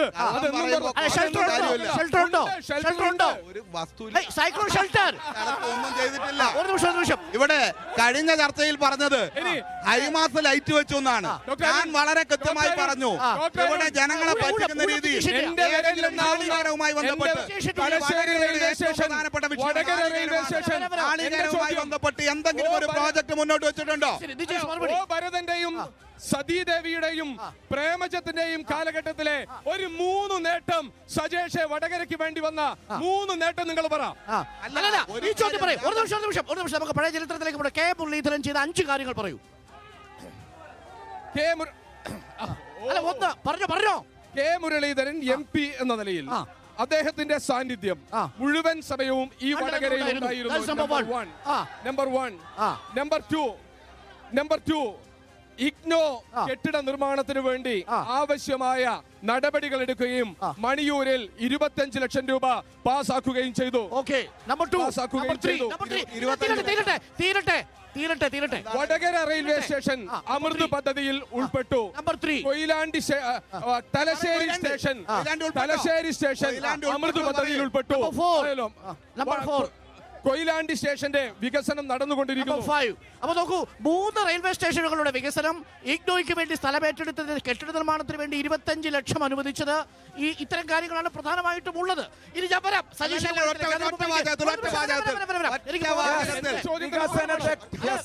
വികസനത്തെ കുറിച്ച് തന്നെ ചർച്ച വേണം, നടക്കണം. എട്ടുകാലി മമ്മൂഞ്ഞിയുടെ ഏർപ്പാട് ഇവിടെ പറ്റില്ല. സ്വന്തം കഴിവില്ലെങ്കിൽ നരേന്ദ്രമോദിയുടെ പദ്ധതികൾ തങ്ങളതാണെന്ന് വരുത്താനുള്ള പാർലമെന്റ് അംഗത്തിന് കേന്ദ്ര സർക്കാരിന്റെ പണമല്ലാതെ ആരുടെ പണമാണ് സർ കിട്ടുക? രണ്ട് കേന്ദ്രമന്ത്രിമാർ KP ഉണ്ണികൃഷ്ണനും മുല്ലപ്പള്ളി രാമചന്ദ്രനും ഈ മണ്ഡലത്തെ പ്രതിനിധാനം ചെയ്തു. അതുപോലെ തന്നെ CPM പിന്തുണയോടുകൂടി കോൺഗ്രസ് ഭരിച്ചു. ഒരു വികസനം 2 കോടി രൂപയാണ് ഈ വടകരയിലെ കൊയിലാണ്ടിയിലെ റെയിൽവേ സ്റ്റേഷൻ അനുവദിച്ചത്. ഞാൻ തിരിച്ചു പറയുന്നു, 25 കോടി രൂപയാണ് വടകര റെയിൽവേ സ്റ്റേഷന് നരേന്ദ്രമോദി സർക്കാർ ഇപ്പൊ അനുവദിച്ചത്. മുരളീധരന്റെ ഇടപെടലിനെ തുടർന്നല്ലേ? 25 കോടി രൂപ. അത് മുരളീധരന്റെ ഇടപെടലിനെ തുടർന്നല്ലേ? ഒന്നുകൂടി പറയാ, മംഗലാപുരം വഴി യശ്വന്ത്പൂർ എക്സ്പ്രസ് ഓടുന്നത് കണ്ണൂർ വരെയായിരുന്നു. അത് കോഴിക്കോട് വരെ നീട്ടി എന്ന് മാത്രമല്ല, വടകരയിലും കൊയിലാണ്ടിയിലും കോഴിക്കോട്ടൊക്കെ നീട്ടി 3 സ്റ്റോപ്പ് അനുവദിച്ചു. തലശ്ശേരിയിലും വടകരയിലും കൊയിലാണ്ടിയിലും 3 സ്റ്റോപ്പ് റെയിൽവേ അനുവദിച്ചു. ഞാൻ ഒന്നുകൂടി പറയുന്നു, വന്ദേ ഭാരത് ഓടിക്കൊണ്ടിരിക്കുന്നു. നരേന്ദ്രമോദി ഇതാ വീണ്ടും വരുന്നതിന് മുമ്പ് തന്നെ ഈ ഒരു പക്ഷേ പ്രഖ്യാപിക്കുന്നതിന് മുമ്പ് പുതിയ ഒരു വന്ദേ ഭാരത് കൂടി ഓടാനാണ് സാധ്യത എന്ന് ഞങ്ങൾ ഉറപ്പിച്ചു പറയുന്നു. ഭാരതം നരേന്ദ്രമോദി സർക്കാരിന്റെ പദ്ധതികളാണെന്ന് നിങ്ങൾ നോക്ക്. മാഹി ബൈപ്പാസ് 40 വർഷം കാത്തിരുന്നു. മാഹി ബൈപ്പാസ് യാഥാർത്ഥ്യമാകാൻ നരേന്ദ്രമോദി വരേണ്ടി വന്നു. മരുമോൻ മന്ത്രി ഉണ്ടല്ലോ, മരുമോൻ മന്ത്രി അവിടെ ബൈപ്പാസിൽ മുഹമ്മദ് റിയാസ് അതിന്റെ ക്രെഡിറ്റ് അടിച്ചെടുക്കാൻ ശ്രമിക്കുന്നു. പക്ഷെ എന്താ യാഥാർത്ഥ്യം? ബൈപ്പാസ് യാഥാർത്ഥ്യമായത് നരേന്ദ്രമോദി സർക്കാർ വന്നതിന് ശേഷമാണ്. 3 ആർഗ്യുമെന്റും വളരെ ക്ലിയർ ആണ്. എനിക്ക് ഓഡിയൻസിന്റെ റിയാക്ഷൻ കൂടി ചുരുക്കി ചോദിക്കണം. ആരോടാ ചോദ്യം? BJPയുടെ നേതാവിനോട്. സാറേ, നരേന്ദ്രമോദി എന്ത് വികസനം ഇവിടെ കൊണ്ടുവന്നു? എല്ലാ പൊതുമേഖലാ സ്ഥാപനങ്ങളും എല്ലാ റെയിൽവേ സ്റ്റേഷനും എല്ലാം വിറ്റ് തുലക്കുക എന്നല്ല, ആദ്യം ഉണ്ടാക്കി വെച്ച സ്ഥാപനങ്ങൾ മുഴുവൻ വിറ്റ് തുലക്കലല്ലേ നരേന്ദ്രമോദി? എന്ത് വികസനമുണ്ട്? നിങ്ങൾ വികസനം കൊണ്ടുവന്നിട്ടുണ്ട്. വികസനം കൊണ്ടുവന്നത് പ്രതിമ ഉണ്ടാക്കിയിട്ട് കാക്കതൂർവം വേണ്ടിയിട്ടുള്ള വികസനങ്ങൾ കൊണ്ടുവന്ന് വേറെ വികസനം കൊണ്ടുവന്നിട്ടില്ല. CPM പ്രതിനിധിയോട് ചോദ്യം. മണിപ്പൂരിൽ പ്രധാനമന്ത്രി പോയി എന്നാണ് പറയുന്നു. ഈ സിദ്ധാർത്ഥിന്റെ കൊലപാതകവുമായിട്ട് ബന്ധപ്പെട്ട് ഒരു മന്ത്രിയോ അല്ലെങ്കിൽ CPM ആയിട്ട് ബന്ധപ്പെട്ട് അല്ലെങ്കിൽ മുഖ്യമന്ത്രിയോ അവിടെ പോയിട്ടില്ല. പിന്നെ വടകരയുടെ ഇലക്ഷൻ കാര്യങ്ങളൊക്കെ പറയുമ്പോൾ TP വധം, ഈ അടുത്ത് തന്നെ ഇരട്ട ജീവപര്യന്തം. പിന്നെ പിന്നെ പിന്നെ പിന്നെ വന്നത് ജനങ്ങളെ ബാധിക്കുന്ന വിഷയങ്ങളില്ലാന്ന് പറഞ്ഞത്. 7 മാസം പെൻഷൻ കൊടുക്കുന്നില്ല, ശമ്പളം കൊടുക്കുന്നില്ല, PSCയിൽ ഉദ്യോഗാർത്ഥികൾ സമരം ചെയ്യുന്നു. വളരെ പ്രധാനപ്പെട്ട ചോദ്യം. മുമ്പോട്ട് ആരാ ചോദിക്കുന്നത്?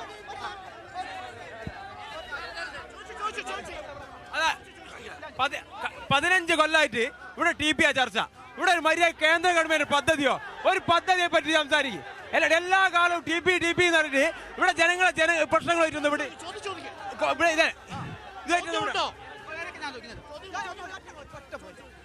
നേരത്തെ പറഞ്ഞു കേന്ദ്ര സർക്കാർ അഴിമതി ഇല്ലാന്ന്. അഴിമതി ബ്രാൻഡ് ചെയ്തിട്ടുണ്ട്. ഇലക്ട്രൽ ബോണ്ട് എന്ന് പറഞ്ഞ അഴിമതിയിലപ്പുറം വേറെ എന്താ വേണ്ടത്? ഇതിനെ പേരങ്ങ് മാറ്റി. അഴിമതി ഒന്നും മനസ്സിലാവില്ല. അതിനെ സുപ്രീം കോടതി എന്ത് ചെയ്ത് എടുത്തിട്ട് ആക്കി പുറത്തിട്ട്. അപ്പൊ അതിനെ പറ്റി ഇവിടെ മാധ്യമങ്ങൾക്ക് വലിയ ചർച്ച ഒന്നുമില്ല. ഏത് ഇലക്ട്രൽ ബോണ്ട് എന്ന് പറഞ്ഞ ഏറ്റവും വലിയ കാട്ടുകളത്രം കാണിച്ച് പൈസ വാങ്ങിയിട്ട് ഇപ്പൊ അത് അടിച്ചു വെച്ച് അടുത്ത എന്തിന് ഇലക്ഷന് വേണ്ടിയിട്ടുള്ളത് ഇപ്പൊ മാറ്റി വെക്കേണ്ടി വന്നത്. അതിലും വലിയ അഴിമതി പറഞ്ഞു 6000 കോടിന്റെ ഇലക്ട്രൽ ബോണ്ട് അടിച്ചു വെച്ച്. അതിനുത്തരം മോഹൻ മാഷ് പറയണം, കോൺഗ്രസ് പറയണം. ഒരു ചോദ്യം കൂടി. ഹലോ, പിന്നെ ഒരു കാര്യം നേരത്തെ പറഞ്ഞ തികച്ചും വ്യാജമായ പ്രചരണങ്ങൾ അയച്ചുവിടരുത്. UDF പ്രതിനിധിയോടാണ്. എന്തുകൊണ്ടെന്നാൽ നമ്മളെ പിന്നെ ഈ കാര്യത്തിൽ നിങ്ങൾ പറഞ്ഞു അമൃത് ഭാരത് പദ്ധതിയിൽ കേരളത്തിൽ ക്വസ്റ്റ്യൻ ചോദിക്കട്ടെ. അമൃത് ഭാരത് പദ്ധതിയിൽ കേരളത്തിൽ ഇന്ത്യയിൽ 1235 സ്റ്റേഷൻ, 1235 സ്റ്റേഷൻ, കേരളത്തിൽ 34 സ്റ്റേഷൻ. അതിന്റെ ഭാഗമായിട്ടാണ് വടകരയിലും തലശ്ശേരിയിലും സ്റ്റേഷൻ വികസനം നടക്കുന്നത്. അല്ലാതെ മുല്ലപ്പള്ളി മുരളീധരൻ പറഞ്ഞുകൊണ്ടല്ല. പിന്നെ മറ്റൊരു കാര്യം കൂടി, ആസ്തി വികസന ഫണ്ടിന് 7 കോടി രൂപ അനുവദിച്ചു. അതിൽ 5 കോടി രൂപ മാത്രമേ ചെലവഴിച്ചിട്ടുള്ളൂ. അതിൽ 2 കോടി രൂപ പാഴാക്കി. BJP പ്രതിനിധികൾ ആരെങ്കിലും വടകരയിൽ നിന്ന് നമ്മൾ ഈ വിഷയം ചർച്ച ചെയ്യുന്ന സമയത്ത് നമ്മൾ വടകര റെയിൽവേ സ്റ്റേഷൻ, അതോടൊപ്പം തന്നെ നമ്മുടെ വടകര ഗവൺമെൻറ് ആശുപത്രി, ഈ ആശുപത്രിയുടെ ഒക്കെ വികസനത്തിൽ, അതോടൊപ്പം തന്നെ നമ്മുടെ ഹൈവേ വികസനത്തിലൊക്കെ കേന്ദ്ര സർക്കാരിൻ്റെ സഹായമാണ്. കേന്ദ്ര സർക്കാരിൻ്റെ പദ്ധതികൾ മാത്രമാണ് നമ്മുടെ നാട്ടിൽ ഇപ്പോൾ വലിയ രീതിയിലുള്ള പ്രൊജക്റ്റായി നടന്നുകൊണ്ടിരിക്കുന്നത്. ഇവിടെ എൻ്റെ സുഹൃത്തുക്കളായ നിജേഷും അതോടൊപ്പം തന്നെ സജീഷും ഇവരിവിടെ പരസ്പരം പഴിചാരുന്ന സമയത്തും ഇന്നലെ ഇന്ത്യ സഖ്യത്തിൻ്റെ നേതൃയോഗത്തിൽ സീതാറ യെച്ചൂരിയും രാഹുൽ ഗാന്ധിയും കൈകെട്ടി നിൽക്കുന്ന ചിത്രമാണ് നമ്മൾ കണ്ടത്. എന്നിട്ടാണ് ഇവിടെ നിന്നിട്ട് ഈ ആളുകളിടയ്ക്ക് പരിഹസിച്ചുകൊണ്ട് നിൽക്കുന്നത്. അപ്പോൾ മൂന്ന് ചോദ്യങ്ങൾ എസ് കെ സജീഷ്, ഒരു നിമിഷം സാർ, നമുക്ക് മറുപടി കേൾക്കാം. എസ് കെ സജീഷ്, പ്രധാനപ്പെട്ട ഒരു ചെറുപ്പക്കാരൻ്റെ ചോദ്യം. നിങ്ങൾ പല കാര്യങ്ങൾ പറയുന്നുള്ളൂ. മണിപ്പൂരിലേക്ക് പ്രധാനമന്ത്രി പോയില്ല എന്ന് പറയുമ്പോൾ പൂക്കോട്ടേക്ക് ഏതെങ്കിലും ഒരു മന്ത്രി വന്നോ എന്ന ചോദ്യമാണ് ചോദിക്കുന്നത്. മറുപടി. ഒരു കാര്യം, കേരളത്തിൽ മാധ്യമങ്ങളും വലതുപക്ഷവും എല്ലാം ചേർന്നുകൊണ്ട് ഏത് വിഷയത്തെയും രാഷ്ട്രീയ വിവാദമാക്കാനാണ് ശ്രമിച്ചുകൊണ്ടിരിക്കുന്നത്. അതിൽ രാഷ്ട്രീയപരമായ വിഷയമല്ല അതിലെ പ്രതികളെ ഉൾപ്പെടെ പരിശോധിച്ചാൽ ആ പ്രതികളുടെ കാര്യത്തിൽ എല്ലാ രാഷ്ട്രീയത്തിൽപ്പെട്ട ആളുകളുമുണ്ട്. പക്ഷേ സംഘടിതമായ താല്പര്യത്തിന്റെ ഭാഗമായി അങ്ങനെ ചിലത് പ്രയോഗിച്ചുകൊണ്ടിരിക്കുന്നു. മണിപ്പൂർ എന്ന് പറയുന്ന ക്യാമ്പസ് SFIയുടെ ആണ്. ആ ക്യാമ്പസിൽ ASF അല്ലാതെ മറ്റൊരു പാർട്ടിക്കും അവിടെ യൂണിറ്റ് ഇല്ല. മറ്റ് പാർട്ടി ഇല്ലാതെ SFI ആധിപത്യമുണ്ട് എന്നുള്ളത് കൊണ്ട് അവിടെ നടക്കുന്ന എല്ലാ കാര്യങ്ങളും SFIയുടെ ഉത്തരവാദിത്വമാണ്, പ്രാദേശിക നേതാവിന്റെ ഉത്തരവാദിത്വമാണ്. ഞാൻ പറയട്ടെ അരുൺ, ഒരു കാര്യം താങ്കൾ ഇങ്ങനെ ചോദിച്ചുകൊണ്ടിരിക്കുന്നു. ഒരു കാര്യം, അവിടെ നടന്ന സംഭവത്തെ കുറിച്ച് സത്യത്തിൽ അരുൺ ഉൾപ്പെടെ നടത്തിയ വിശകലനം ഞാൻ കേട്ടിട്ടുണ്ട്. ആ വിശകലനം തന്നെയാണ് യഥാർത്ഥ വിശകലനം എന്ന് ഞാൻ വിശ്വസിക്കുന്നു. ആ വിശ്വാസം തന്നെയാണ് എനിക്ക് വിശ്വാസമുള്ളത്. കാരണം അവിടെ ഒരു പെൺകുട്ടി പീഡിപ്പിക്കപ്പെട്ടതുമായി ബന്ധപ്പെട്ട് താങ്കൾ നടത്തിയ വിശകലനത്തെ ഞാനും കൂടി അംഗീകരിക്കുന്നു. അതാണ് എന്റെ മറുപടി എന്ന് ഞാൻ പറയട്ടെ അരുണേ, പീഡിപ്പിക്കപ്പെടുകയോ പെൺകുട്ടിയുടെ മരണത്തിന് മേൽ ഏതെങ്കിലും ആക്രമണം നടന്നാൽ അതിനൊരു സിസ്റ്റമുണ്ട്, നിയമവ്യവസ്ഥയുണ്ട്, പോലീസുണ്ടല്ലോ. അരുൺ ഉൾപ്പെടെ പറഞ്ഞ കാര്യങ്ങളും അതിലെ രാഷ്ട്രീയ കാര്യങ്ങളുമെല്ലാം ഇവിടെ വിവാദമാക്കാൻ വേണ്ടി ശ്രമിക്കുന്നവർക്ക് ഉദ്ദേശമുണ്ട്. സത്യത്തിൽ ഈ ചുരുങ്ങിയ സമയ ചർച്ചയിൽ ആ വിഷയം സ്ഥലത്തും അത് അവര് ചർച്ച ചെയ്യട്ടെ. ഒരു കാര്യം അരുണെ കൊയിലാണ്ടിയിൽ ഇന്നലെ അമലിനെ ആക്രമിച്ചത് ഉൾപ്പെടെ പ്രവർത്തകൻ ഈ കേരളത്തിൽ മുഴുവൻ ക്യാമ്പസുകളും അക്രമവും കൊലപാതകവും മാത്രം നടത്തി ശീലമുള്ള ആളുകൾ പറയുന്ന കാര്യത്തിനൊന്നും ഈ വേദിയിൽ മറുപടി പറയണമെന്ന് ഞാൻ ഉദ്ദേശിക്കുന്നില്ല. മാത്രവുമല്ല ഒറ്റ മിനിറ്റ് അരുൺ, ചർച്ചയിൽ എനിക്ക് കാര്യങ്ങൾ പറയാനുള്ള സമയം കിട്ടി. അപ്പൊ ആ നിലയിൽ ചർച്ച കാര്യങ്ങൾ പറയണമല്ലോ. പിന്നെ ഇത്തരം കാര്യങ്ങൾ ചർച്ച ചെയ്ത് ഈ ചർച്ചയുടെ അല്ലെങ്കിൽ ഈ തെരഞ്ഞെടുപ്പിന്റെ യഥാർത്ഥ വശത്തെ മാറ്റിത്തിരിക്കാൻ ചില ഉദ്ദേശം ഉണ്ടാവും. ആ ഉദ്ദേശമൊന്നും വടകര നടക്കാൻ വേണ്ടി പോകുന്നില്ല. ഒരു കാര്യം, വടകരയിൽ സഖാവ് ശൈല ടീച്ചർ സ്ഥാനാർത്ഥിയായി വരുന്നതോടുകൂടി കെ മുരളീധരന്റെ മുഖം തന്നെ നോക്കിയാൽ അറിയാം ആര് ജയിക്കുന്നു. ആ നിലയിലേക്ക് ഇപ്പൊ കാര്യങ്ങൾ മാറിയിട്ടുണ്ട്. ജനങ്ങൾ ആകെ അംഗീകരിക്കുന്ന നിലയിൽ ഉത്തരവാദിത്വം ഏൽപ്പിച്ചാൽ ആ ഉത്തരവാദിത്വം കൃത്യമായി നിർവഹിക്കും എന്ന നല്ല ഉറപ്പ് ജനങ്ങൾക്കുണ്ട്. ഇവിടെ നമ്മൾ എന്നെ ആശ്ചര്യപ്പെടുത്തിയ കാര്യം എന്താ അറിയോ? താങ്കൾ നേരത്തെ നിജേഷിനോട് ചോദിച്ചു 5 കാര്യം പറയണമെന്ന്. സത്യത്തിൽ നിജേഷ് പറഞ്ഞ 5 കാര്യങ്ങൾ മുല്ലപ്പള്ളിയുടെ കാര്യമാണ്, മുരളീധരന്റെ കാര്യമല്ല. ഇഗ്നോന്റെ കാര്യം മുല്ലപ്പള്ളിയുടെ കാര്യമാണ്, മുരളീന്റെ കാര്യമല്ല. നോക്ക്, CRPF ക്യാമ്പ് മുല്ലപ്പള്ളിയുടെ കാലത്ത് നടക്കാതെ പോയ കാര്യമാണ്. അല്ലാതെ ഇവിടെ ഒന്നും അദ്ദേഹം ചെയ്തിട്ടില്ല എന്ന് അദ്ദേഹത്തിന് തന്നെ നല്ല വിശ്വാസമുണ്ട്. അതാണ് ഇവിടുത്തെ പ്രശ്നം. മുല്ലപ്പള്ളി എന്താ ഐക്യജനാധിപത്യ മുന്നണി സ്ഥാനാർത്ഥി ചെയ്ത കാര്യങ്ങൾ അല്ല, ചെയ്യാത്ത കാര്യങ്ങൾ, അദ്ദേഹം ചെയ്യാതെ ഇട്ടുപോയ കാര്യങ്ങളെ കുറിച്ച് ഇപ്പോൾ ഞങ്ങൾ ചെയ്യും എന്ന് വീണ്ടും പറയുകയാണ്. അല്ലാതെ ഒന്നും ചെയ്തിട്ടില്ല. സ്ഥലമേറ്റെടുത്ത് കൊടുത്തു, അവിടെ ഒരു ചുക്കും ചെയ്തില്ല. നിങ്ങൾ മനസ്സിലാക്കേണ്ട, അരുൺ ഉൾപ്പെടെ അറിയാം, പെരുവണ്ണാമൂഴി എന്ന് പറയുന്ന നമ്മുടെ പ്രദേശത്തെ ഏറ്റവും പ്രധാനപ്പെട്ട ടൂറിസ്റ്റ് കേന്ദ്രത്തിൽ 42 ഏക്കർ കണ്ണായ സ്ഥലമാണ് ഈ പറഞ്ഞ CRPF ക്യാമ്പിന് കൊടുത്തത്. അവിടെ ഒരു പൂച്ചക്കുട്ടിയും വന്നില്ല. അവിടെ ഒരു സാറ്റലൈറ്റ് സിറ്റിയോ എന്തോ വരുന്നു പറഞ്ഞിരുന്നു. അങ്ങനെ വല്ലാത്ത ചില പേരൊക്കെ പറഞ്ഞ് പേടിപ്പിച്ച് കളഞ്ഞാണ്. അവിടെ ഇപ്പൊ പട്ടി വെറ്റ് കിടക്കുകയാണ്. ആ വഴിക്ക് മുരളീധരൻ പോയിട്ടില്ല. മുരളീധരൻ ഈ മണ്ഡലത്തിൽ തന്നെ ഉണ്ട് എന്നതാണ് ഒരു പ്രധാന കാര്യമായി ചോദിച്ചപ്പോ പറഞ്ഞത്. മുരളീധരൻ എപ്പോ ഉണ്ട്, എവിടെയുണ്ട്, എങ്ങനെയുണ്ട് എന്ന് ഈ നാട്ടിലെ ജനങ്ങൾക്കറിയാം. പിന്നെ ഒരു കാര്യം മനസ്സിലാക്കേണ്ടത്, നമ്മുടെ രാജ്യത്തിന്റെ ഇപ്പോഴത്തെ സാഹചര്യത്തിൽ നമ്മുടെ രാജ്യം ഇപ്പൊ മണിപ്പൂർ തന്നെ ലീഗുകാരെടുത്താ പറഞ്ഞുകൊണ്ടിരിക്കുന്നത്. ഇവിടെ മനസ്സിലാക്കേണ്ട കാര്യം, അവിടെ വംശഹത്യ നടക്കുമ്പോൾ ആ വംശഹത്യയെ വിമർശിക്കുന്നതിന് പകരം അതും ഇടതുപക്ഷത്തിന്റെ നേരെ ചാർത്താമോ നോക്കിക്കൊണ്ടിരിക്കുന്ന നിലപാടാണ് സ്വീകരിച്ചുകൊണ്ടിരിക്കുന്നത്.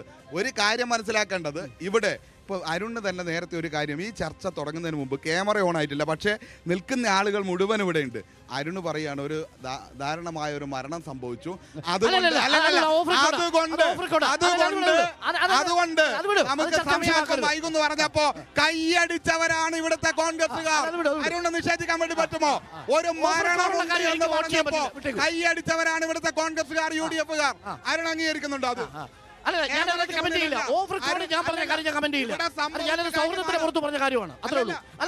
അരുണ് പറഞ്ഞതിനല്ല ഞാൻ പറഞ്ഞത്. അരുണ്, നമ്മൾ ലോകത്ത് എവിടെയായാലും ഒരു മരണം സംഭവിച്ചു എന്ന് പറഞ്ഞാൽ കൈയടിക്കുമോ? അരുൺ പറയും, കൈയടിക്കുമോ? അല്ല, മരണം സംഭവിക്കുന്ന സർക്കാരിന്റെ കെടുകാര്യസ്ഥത. സാർ, നിങ്ങൾക്കൊരു വനംവകുപ്പ് മന്ത്രി ഉണ്ടല്ലോ, AK ശശീന്ദ്രൻ. മയക്കുവെടി ഏറ്റതുപോലെ നടക്കുന്നൊരു മന്ത്രിയാ. മയക്കുവെടി ഏറ്റതുപോലെ ഒരു മന്ത്രി നടക്കുക. AK ശശീന്ദ്രൻ പോയോ വയനാട്ടിൽ? എപ്പോഴാ പോയത്? ശശീന്ദ്രൻ പോയി കുഴപ്പമുണ്ടാക്കാൻ വേണ്ടി ചില പോയിട്ടുണ്ട്. വനവുമായി ബന്ധപ്പെട്ട കാര്യങ്ങളിൽ നല്ല ഇടപെടൽ നടത്തിയിട്ടുണ്ട്. കേന്ദ്രത്തിന്റെ ഫണ്ട് തരാതിരുന്നതിനെ കുറിച്ച് നമ്മൾ പറയേണ്ടത്. ഞാൻ പറഞ്ഞ കാര്യം ഒറ്റ ചോദ്യം ബാക്കിയുണ്ട്. തണ്ണീർക്കൊമ്പൻ വരുന്നതിന്റെ അത്ര പോലും ഈ വനവകുപ്പ് മന്ത്രി ഈ വയനാട്ടിലേക്ക് എത്തിയിട്ടില്ലല്ലോ. എല്ലാ സ്ഥലത്തും പോയിട്ടുണ്ട്. വനമേഖലയിൽ കൃത്യമായ നിലപാടുകൾ സ്വീകരിച്ചിട്ടുണ്ട്. അതിന്റെ ഗുണമുണ്ട്. ജനങ്ങളുടെ പ്രശ്നങ്ങൾ പരിഹരിച്ചിട്ടുണ്ട്. ചരിത്രത്തിൽ ഏറ്റവും കൂടുതൽ നഷ്ടപരിഹാരം നൽകിയതും വന സദസ്സ് സംഘടിപ്പിച്ചുകൊണ്ട് ഓരോ വനമേഖലയിലും ആദ്യമായിട്ടാണ്. പക്ഷേ അരുൺ ഉൾപ്പെടെ ഇപ്പൊ വൈകാരികമായത്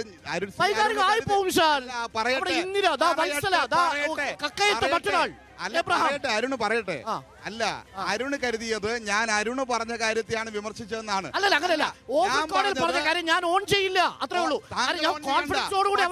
ഇവിടെയുള്ള ആളുകൾ ഓൺ ചെയ്യുന്നു. കേരളത്തിലെ UDF മരണത്തിൽ കൈയടിക്കുന്നവരാണ്. അതിൽ രാഷ്ട്രീയ നേട്ടം കാണുന്നവരാണ്.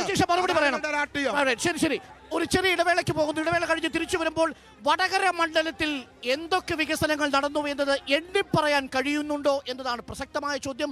ആരെയാണ് പാർലമെന്റിലേക്ക് അയക്കേണ്ടത് എന്നതിന്റെ വിഷയം എന്താവും?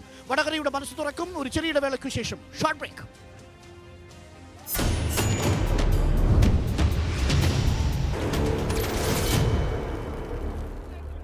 കടത്തനാടൻ മണ്ണിൽ നിന്നാണ് റിപ്പോർട്ടർ കുരുക്ഷേത്രം തത്സമയം പ്രേക്ഷകരിലേക്ക് എത്തിക്കുന്നത്. കത്തിപ്പിടിക്കുകയാണ് ചോദ്യങ്ങളും ഉത്തരങ്ങളും പ്രതികരണങ്ങളും. സജീവമായ ആരോഗ്യമുള്ളൊരു ചർച്ചയിലേക്കാണ് നമ്മൾ രണ്ടാം പാദത്തിൽ പോകുന്നത്. ആദ്യം പ്രതികരണങ്ങൾ. ചേട്ടൻ എന്തോ പറയാനുണ്ട്? അല്ല സാർ, അവർ ചോദ്യമുണ്ട്, ഒരുപാട് ചോദ്യങ്ങളുണ്ട്. ബഹുമാനപ്പെട്ട SK സജി സാറോടാണ്. സാർ ഇപ്പം നേരത്തെ ഇവിടെ നമ്മുടെ മരണപ്പെട്ട ആളുകളെ കുറിച്ച് അതിവിടെ ചർച്ച ചെയ്യേണ്ടതെന്നുള്ള ഒരു കാര്യം പറഞ്ഞു. കേരളത്തിലെ അമ്മമാരുടെ വിഷയം ഇവിടെ ചർച്ച ചെയ്യേണ്ടതാണോ SK സജീഷ് പറയുന്നതാണ്? അതാണ് ക്ലാരിറ്റി.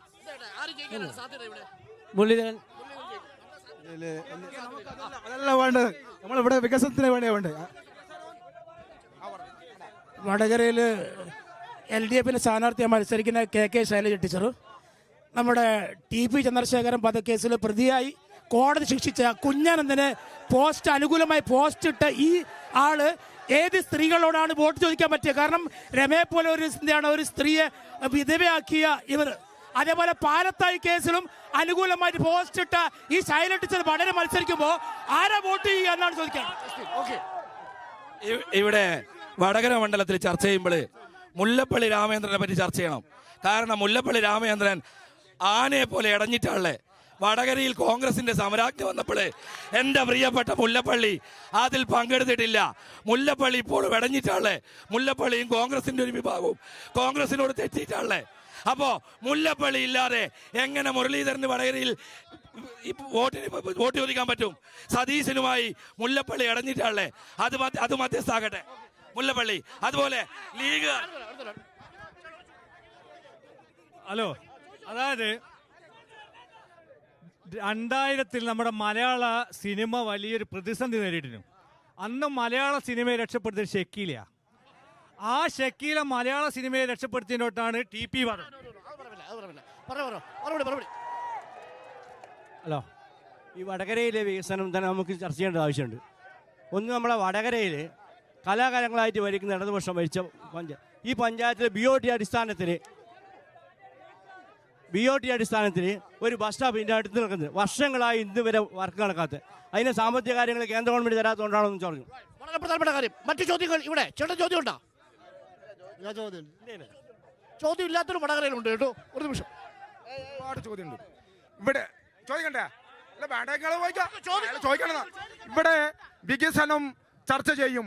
രണ്ടാമത്തെ ചർച്ച ചെയ്യുന്നത് അമ്മമാരും പെങ്ങന്മാരും ചർച്ച ചെയ്യുന്നത് സിദ്ധാർത്ഥന്റെ ചർച്ച ചെയ്യും ഇവിടെ.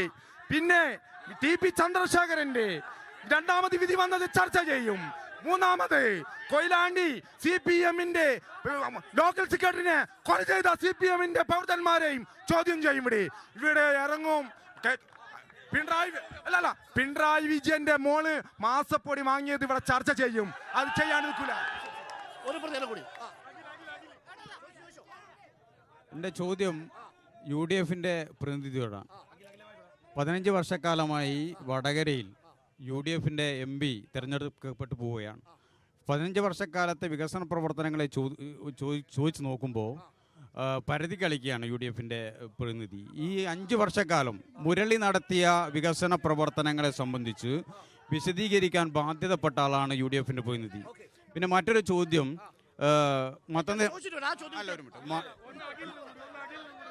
മതനിരപേക്ഷതയെ എങ്ങനെയാണ് കോൺഗ്രസിന് സംരക്ഷിക്കാൻ വേണ്ടി കഴിയുക? വടകര കേരളത്തിലെ ഏറ്റവും പൊളിറ്റിക്കലായ മണ്ഡലമാണ്. ഞങ്ങൾക്ക് ഈ തെരഞ്ഞെടുപ്പിൽ ഒറ്റ കാര്യം ചോദിക്കാനുള്ളൂ. കേന്ദ്ര ഗവൺമെന്റ് കടുത്ത ഉപരോധം കേന്ദ്രത്തിനെതിരായി തീർത്തു. ഇവിടുത്തെ MP എന്താണ് ചെയ്തത്? ഞാൻ നിജേഷിൽ നിന്ന് തുടങ്ങാം. കാര്യം നിജേഷിന്റെ ഒരു ഊഴം ഉണ്ടായിരുന്നു. നിജേഷ്, 2 ചോദ്യങ്ങൾ. അതിൽ ഏറ്റവും ഒടുവിലത്തെ ചോദ്യം പൊളിറ്റിക്കലായ ചോദ്യത്തിൽ നിന്ന് തുടങ്ങാം. വടകരയിൽ നിന്നുള്ള MP കേന്ദ്രത്തിന്റെ ഉപരോധത്തിനെതിരെ എന്ത് ചെയ്തു എന്ന ചോദ്യത്തിൽ തുടങ്ങും. പറഞ്ഞോ, ധൈര്യമായിട്ട് പറഞ്ഞോ. മിനിറ്റ്. അദ്ദേഹം ചോദിച്ച ആദ്യത്തെ ചോദ്യം രാഹുൽ ഗാന്ധി എവിടെയാണ് എന്നാണ്. നരേന്ദ്രമോദിക്കെതിരെ പോരാടുന്ന സമയത്ത് ഭാരത് ജോഡോ ന്യായ് യാത്ര നടത്തുമ്പോഴാണ് അദ്ദേഹത്തിന്റെ മണ്ഡലത്തിലെ പ്രവർത്തകരെ ആന ചവിട്ടിക്കൊന്ന വാർത്ത കേട്ടത്. AK ശശീന്ദ്രൻ പോവാൻ സമയമെടുക്കാതിരുന്നപ്പോൾ അവിടെ നിന്ന് ഓടി വന്ന ആ വീട്ടിൽ പോയി സാന്ത്വനിപ്പിച്ച രാഹുൽ ഗാന്ധിയെ മറക്കരുത്. 2, അദ്ദേഹത്തിന്റെ ചോദ്യം മുല്ലപ്പള്ളി എവിടെ? എനിക്ക് ഏറെ സന്തോഷമുണ്ട് സജീഷിനോടും അദ്ദേഹത്തോടും. ഒരു കാലഘട്ടത്തിൽ പിണറായി വിജയൻ മുതൽ സജീഷ് വരെ അട്ടംപരതി ഗോപാലന്റെ മകൻ എന്ന് പറഞ്ഞ ആ മുല്ലപ്പള്ളിയെ അംഗീകരിച്ച കാര്യത്തിൽ ഏറെ സന്തോഷമുണ്ട്. സാധാരണ കമ്മ്യൂണിസ്റ്റ് 10ഉം 15ഉം കൊല്ലം കഴിഞ്ഞിട്ടാണ് അംഗീകരിക്കൽ. ഇത് 5 കൊല്ലം കൊണ്ട് അംഗീകരിച്ചു. അടുത്ത കൊല്ലം ചർച്ചയ്ക്ക് വരുമ്പോൾ മുരളീധരനെയും സജീഷ് അംഗീകരിക്കുമെന്ന കാര്യത്തിൽ എനിക്ക് സന്തോഷമുണ്ട്. 3 അല്ല സഖാക്കളെ, എന്തിനാണ് TP എന്ന് കേൾക്കുമ്പോൾ നിങ്ങൾ ബേജാറാവുന്നത്? ഈ കേരളത്തിലെ ഏറ്റവും വലിയ കമ്മ്യൂണിസ്റ്റ് സഖാവ് VS അച്യുതാനന്ദൻ ഓടി വന്ന് സാന്ത്വനിപ്പിച്ചത് രമയെയാണ്. അതാണ് ഞങ്ങൾ ചോദിക്കുന്നത്. എന്റെ മുന്നിലാണ് സൈമൺ ബ്രിട്ടോ, CPM-ന്റെ ജീവിക്കുന്ന രക്തസാക്ഷി എന്ന് പറഞ്ഞ സൈമൺ ബ്രിട്ടോ കൊയിലാണ്ടി ബസ് സ്റ്റാൻഡിൽ വെച്ച് സഖാവ് TP-യെ കണ്ടത്. അവർക്കൊന്നുമില്ലാത്ത വികാരം നിങ്ങൾ കാണിക്കണ്ട. ഇന്നും കമ്മ്യൂണിസ്റ്റുകാരൻ ജയിലറയ്ക്കുള്ളിലാണ്. അവിടെ എത്ര കാലം വടകരയുണ്ടോ അത്ര കാലം സഖാവ് TP വടകരയിൽ ഉണ്ടാവും. സംശയം വേണ്ട. തീർന്നില്ല. സജീഷേ, സിദ്ധാർത്ഥ് അദ്ദേഹത്തിന്റെ പ്രതികളെ നീ പരതി നടന്നല്ലോ. ഈ കൊയിലാണ്ടിയിൽ നിന്ന് 12 kilometre Muchukunnu college, 8 kilometre Madappally college, 11 kilometre ഇന്നലെ അമലിനടിച്ച Shankar college, 21 kilometre Mokeri college, 24 kilometre CKG college, 20 kilometre ബെണ്ണൻ കോളേജ്. ഇവിടെ എവിടെയെങ്കിലും മറ്റൊരു രാഷ്ട്രീയ പാർട്ടിയെ അംഗീകരിക്കാൻ നിങ്ങളുടെ പാർട്ടി തയ്യാറുണ്ടോ? എന്തിനാ നിങ്ങളുടെ നേതാക്കന്മാരുടെ ഒരു മോൻ ഏതെങ്കിലും ഒരു പൊതുവിദ്യാലയത്തിൽ പഠിച്ചത്? സജീഷെ, ഒന്ന് തെളിയിക്കാമോ? പിണറായി വിജയന്റെ മകൻ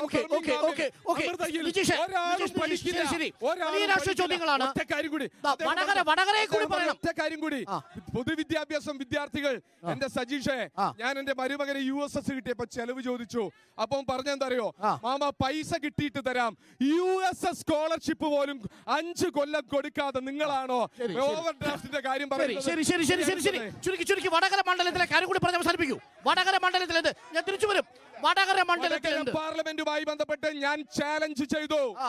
ഐക്യ ജനാധിപത്യ മുന്നണിയുടെ MP-മാർ മുല്ലപ്പള്ളി രാമചന്ദ്രൻ ചെയ്ത കാര്യങ്ങളും മുരളീധരൻ എന്ത് ചെയ്തു? ഇടതുപക്ഷ ജനാധിപത്യ മുന്നണിയുടെ അംഗങ്ങൾ ചെയ്ത മുരളീധരൻ എന്ത് ചെയ്തു? മുരളീധരൻ എന്ത് ചെയ്തു?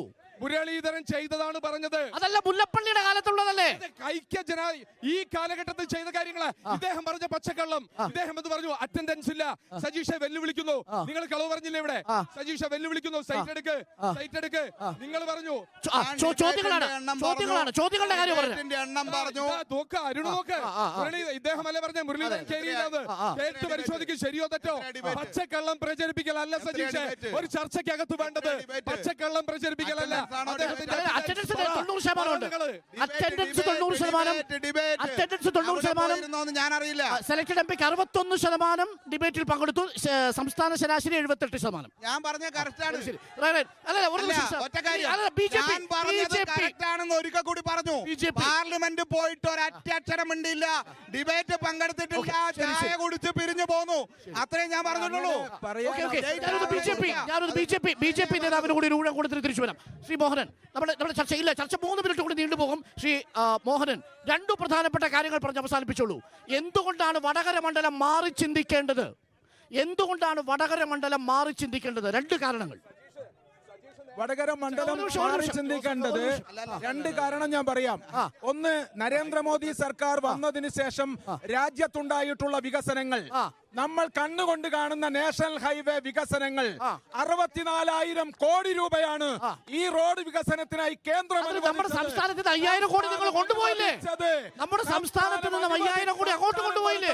ഞാൻ പറയട്ടെ, 4,800 കോടി രൂപയാണ് ഈ സംസ്ഥാനത്തിന്റെ വിഹിതം.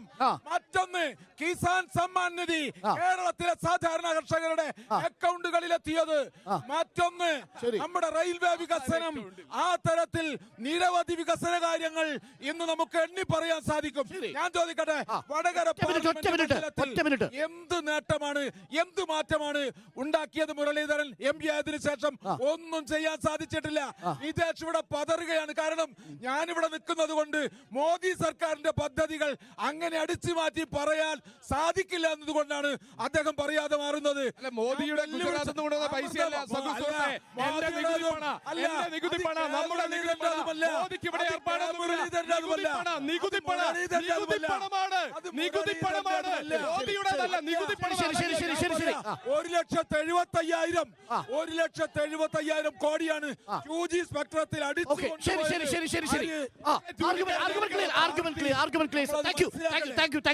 സജീഷ്, അവസാനം ഒട്ടേറെ ചോദ്യങ്ങൾ വന്നിരുന്നു. ചുരുക്കി പറയണം, നമുക്ക് 1.5 മിനിറ്റ് സമയമേ ഉള്ളൂ. അല്ല, ആ ഉള്ള സമയത്ത് ഞാൻ എന്റെ ഉത്തരം പറഞ്ഞോളാം. അതായത് ഉത്തരം പറയുന്നേറെ ചോദിച്ചു, അതിന്റെ ഉത്തരമാണ് പറയുന്നത്. അവിടെ ശ്രദ്ധിക്കണ്ട, മൈക്ക് നമ്മുടെ കയ്യിലേ ഉള്ളൂ. നിജേഷ് സംസാരിക്കുമ്പോ മുല്ലപ്പള്ളി അംഗീകരിച്ചു എന്നൊക്കെ പറയാണ്. എങ്ങനെയാണ് ഇങ്ങനെ വളച്ചൊടിക്കുന്നത്? ഒന്നും ചെയ്യാത്ത മുല്ലപ്പള്ളി, അതിന്റെ ബാക്കി ചെയ്യാത്ത മുരളീധരൻ. അതാ പറഞ്ഞത്. ഇവിടെ വന്ന് പറയുന്നത്, പറഞ്ഞ 5 കാര്യം ചോദിച്ചപ്പോ 5ഉം പറഞ്ഞത് എന്റെ മുല്ലപ്പള്ളി എന്നാ. അല്ല, അത് എന്റെ മുല്ലപ്പള്ളി എന്ന് പറഞ്ഞത് അത് അദ്ദേഹം ഇവിടെ മഹാനായ കാര്യങ്ങൾ ചെയ്തുകൊണ്ടല്ല, നേരെ മറിച്ച് അതല്ല പ്രശ്നമല്ല. അല്ലല്ല, ഞാൻ പറയട്ടെ, അല്ലല്ല, ആ രീതി ശരിയല്ല. ഒന്ന്, അങ്ങനെ ഒന്നും ചെയ്തില്ല എന്ന് മാത്രമല്ല, പിന്നെ നിജേഷ് അങ്ങ് വൈകാരികമായി അവതരിപ്പിക്കുകയാണ്. സൈമൺ ബിട്ടോയെ നിജേഷ് കണ്ടുപോലു. അദ്ദേഹത്തിന്റെ ഇടനെഞ്ചിൽ കത്തി കയറ്റിയത് നിങ്ങൾ കോൺഗ്രസ് ആണ്. അതുകൂടി കാണേണ്ടതുണ്ട്. അദ്ദേഹം വീൽ ചെയറിലായത് എങ്ങനെയാണെന്ന് അറിയണം. ഈ ക്യാമ്പസുകളുടെ എണ്ണം പറഞ്ഞു. ആ ക്യാമ്പസിനകത്ത് നിങ്ങൾ കൊന്നു തള്ളിയ നിരവധി ആളുകളുണ്ട്. ഈ പറഞ്ഞ കൂട്ടത്തിൽ രമേശനും സജീവനും ഉണ്ട്. ഈ മടപ്പള്ളി ആ കഥ പറയേണ്ടതുണ്ട്. പിന്നെ ഒരു കാര്യം, ഇവിടെ വന്ന് വടകരയിൽ വന്ന് അക്രമ രാഷ്ട്രീയത്തെ കുറിച്ച് കോൺഗ്രസ് പറയുകയാണ്. കോൺഗ്രസിന്റെ ചരിത്രം എഴുതിയ മൊയാരത്തിനെ അടിച്ചു കൊന്ന ചരിത്രമാണ് കോൺഗ്രസിനുള്ളത്. ആ ചരിത്രത്തിൽ നിന്നാണ് വടകര തുടങ്ങുന്നത്. ഇത് മണ്ടോടി കണ്ണന്റെ മണ്ണാണ്. നേരത്തെ പറഞ്ഞല്ലോ പുറങ്കര കടപ്പുറം. ആ പുറങ്കര കടപ്പുറത്ത് ഉണങ്ങാത്ത ചോരയുണ്ട്. ഈ വടകരയുടെ ലോക്കപ്പിൽ മണ്ടോടി വരച്ച അരിവാളും ചുറ്റികയുമുണ്ട്. ആ പോരാട്ടത്തിൽ നിന്നാണ് ഈ മണ്ണിൽ വന്നത്. പ്രധാനപ്പെട്ട കാര്യം ചോദിച്ചു. നമ്മുടെ ഇഗ്നോ അതെ, ഒരു കാര്യം സത്യത്തിൽ ഈ തെരഞ്ഞെടുപ്പിന്റെ ഭാഗമായി ചർച്ച ചെയ്യപ്പെടേണ്ടത് ഒന്നും ചെയ്യാത്ത കാര്യങ്ങളാണ്. ഇഗ്നോയുടെ കാര്യം ഉൾപ്പെടെ. ഇഗ്നോയുടെ കാര്യത്തിൽ ഇവിടെ വലിയ വീമ്പിളക്കി. മണിയൂർ പഞ്ചായത്ത് പ്രസിഡന്റിന് നോട്ടീസ് വന്നു. എന്താണ് അതിന് നികുതി അടക്കണമെന്ന്, അതടക്കാൻ അതിന്റെ രജിസ്ട്രേഷൻ ഫീസ് അടക്കണം തയ്യാറാണെന്ന് പറഞ്ഞപ്പോ അതിന് വേണ്ട എന്ന് പറഞ്ഞ നോട്ടീസ് ഇപ്പൊ വന്നു. ഇതാണ് അവസ്ഥ. ഇഗ്നോയുടെ കാര്യം അതാണ്. എല്ലാ കാര്യത്തിലും ഒന്നും ഇടപെടാതെ താൻ ഇടപെടാത്ത MP ആണ് എന്ന് സ്വയം പ്രഖ്യാപിച്ച് മുരളീധരൻ നിൽക്കുന്ന കാഴ്ചയാണ് കാണുന്നത്. ഇത്ര പറഞ്ഞിട്ട് ഒരു വികസന പ്രവർത്തനത്തെ കുറിച്ച് പറയാനില്ല. ഇവിടെ ആളുകളെ തെറ്റിദ്ധരിപ്പിക്കാൻ ഒറ്റക്കാരി കൂടി പറയട്ടെ. ഇവിടെ കേസ് ഉൾപ്പെടെ പറഞ്ഞല്ലോ, TP കേസ് ഉൾപ്പെടെ. നീതിന്യായ ചരിത്രത്തിൽ ആദ്യമായി നേതാക്കന്മാരെ പ്രതി ചേർക്കാൻ വേണ്ടി ശ്രമിച്ച പോലീസ് ഉദ്യോഗസ്ഥനെതിരായി കേസെടുക്കണമെന്ന് ഈ കേസ് പറഞ്ഞു. അതുകൂടി കാണേണ്ടതുണ്ട്. കള്ളക്കേസിൽ വന്നിട്ടുണ്ട്. കാണാതെ പോകരുത്. അതായിരുന്നു ലക്ഷ്യം. സജീഷ് ചർച്ചയുടെ ആദ്യഘട്ടത്തിൽ പറഞ്ഞത് ഇഗ്നോ എന്ന് പറയുന്ന ഒരു സെന്ററേ ഇല്ല. ഇപ്പൊ അദ്ദേഹം പറഞ്ഞു ഇഗ്നോയുടെ കടലാസ് പഞ്ചായത്തിലേക്ക് വന്നു. അത് തന്നെയാണ് എനിക്ക് പറയാനുള്ളത്. അത് തന്നെയാണ് പറയാനുള്ളത്. അളവ് പറയുന്നതിന് ഒരു അതിരില്ലേ? കടലാസ് വരുമോ? ആരോടാണ് പറയുന്നത്? പൂച്ചക്കുട്ടിയില്ല, സംവിധാനവും ഇല്ല. ഭൂമി കൊടുത്തിട്ടും അല്ലല്ല, ഇവിടെ നിന്നുള്ള പൂച്ചക്കുട്ടിയാണോ ട്രഷറി കിടക്കുന്നതെന്നൊരു ചോദ്യം കൂടെ. അല്ല, ഒരു കാര്യം മനസ്സിലാക്കട്ടെ അരുണെ, മനസ്സിലാക്കേണ്ട കാര്യം ഇവിടെ മുരളീധരൻ ഇത്ര നേരം 1 മണിക്കൂർ ഡിബേറ്റ് ചെയ്തിട്ട് മുരളീധരന്റെ എന്തെങ്കിലും ഒരു വികസന പ്രവർത്തനത്തെ സ്പെസിഫൈ ചെയ്ത് പറയാൻ ഇദ്ദേഹത്തിന് കഴിഞ്ഞോ? വടകരയുടെ ആവേശം അണപൊട്ടി ഒഴുകുകയാണ്. കടത്തനാടൻ പാരമ്പര്യം പോലെ ആ ചൂടുള്ള രാഷ്ട്രീയം ഇനിയും സജീവമായ ചർച്ചകളിൽ ഏർപ്പെടും. KM മുരളീധരനും ശൈലജ ടീച്ചറും പ്രഫുല്ല കൃഷ്ണയും തമ്മിൽ കടുത്ത മത്സരം നടക്കുമെന്ന് ഉറപ്പായിരിക്കുന്നു. കടത്തനാടൻ മണ്ണിന് ഗുഡ് ബൈ. നമ്മളിനി വീണ്ടും നാളെ കണ്ടുമുട്ടും. വയനാടിൽ കൽപ്പറ്റയിൽ വെച്ചായിരിക്കും നാളെ തത്സമയം കുരുക്ഷേത്രം. വീണ്ടും കണ്ടുമുട്ടാം. അതുവരെ ഗുഡ് ബൈ, ഗുഡ് നൈറ്റ്.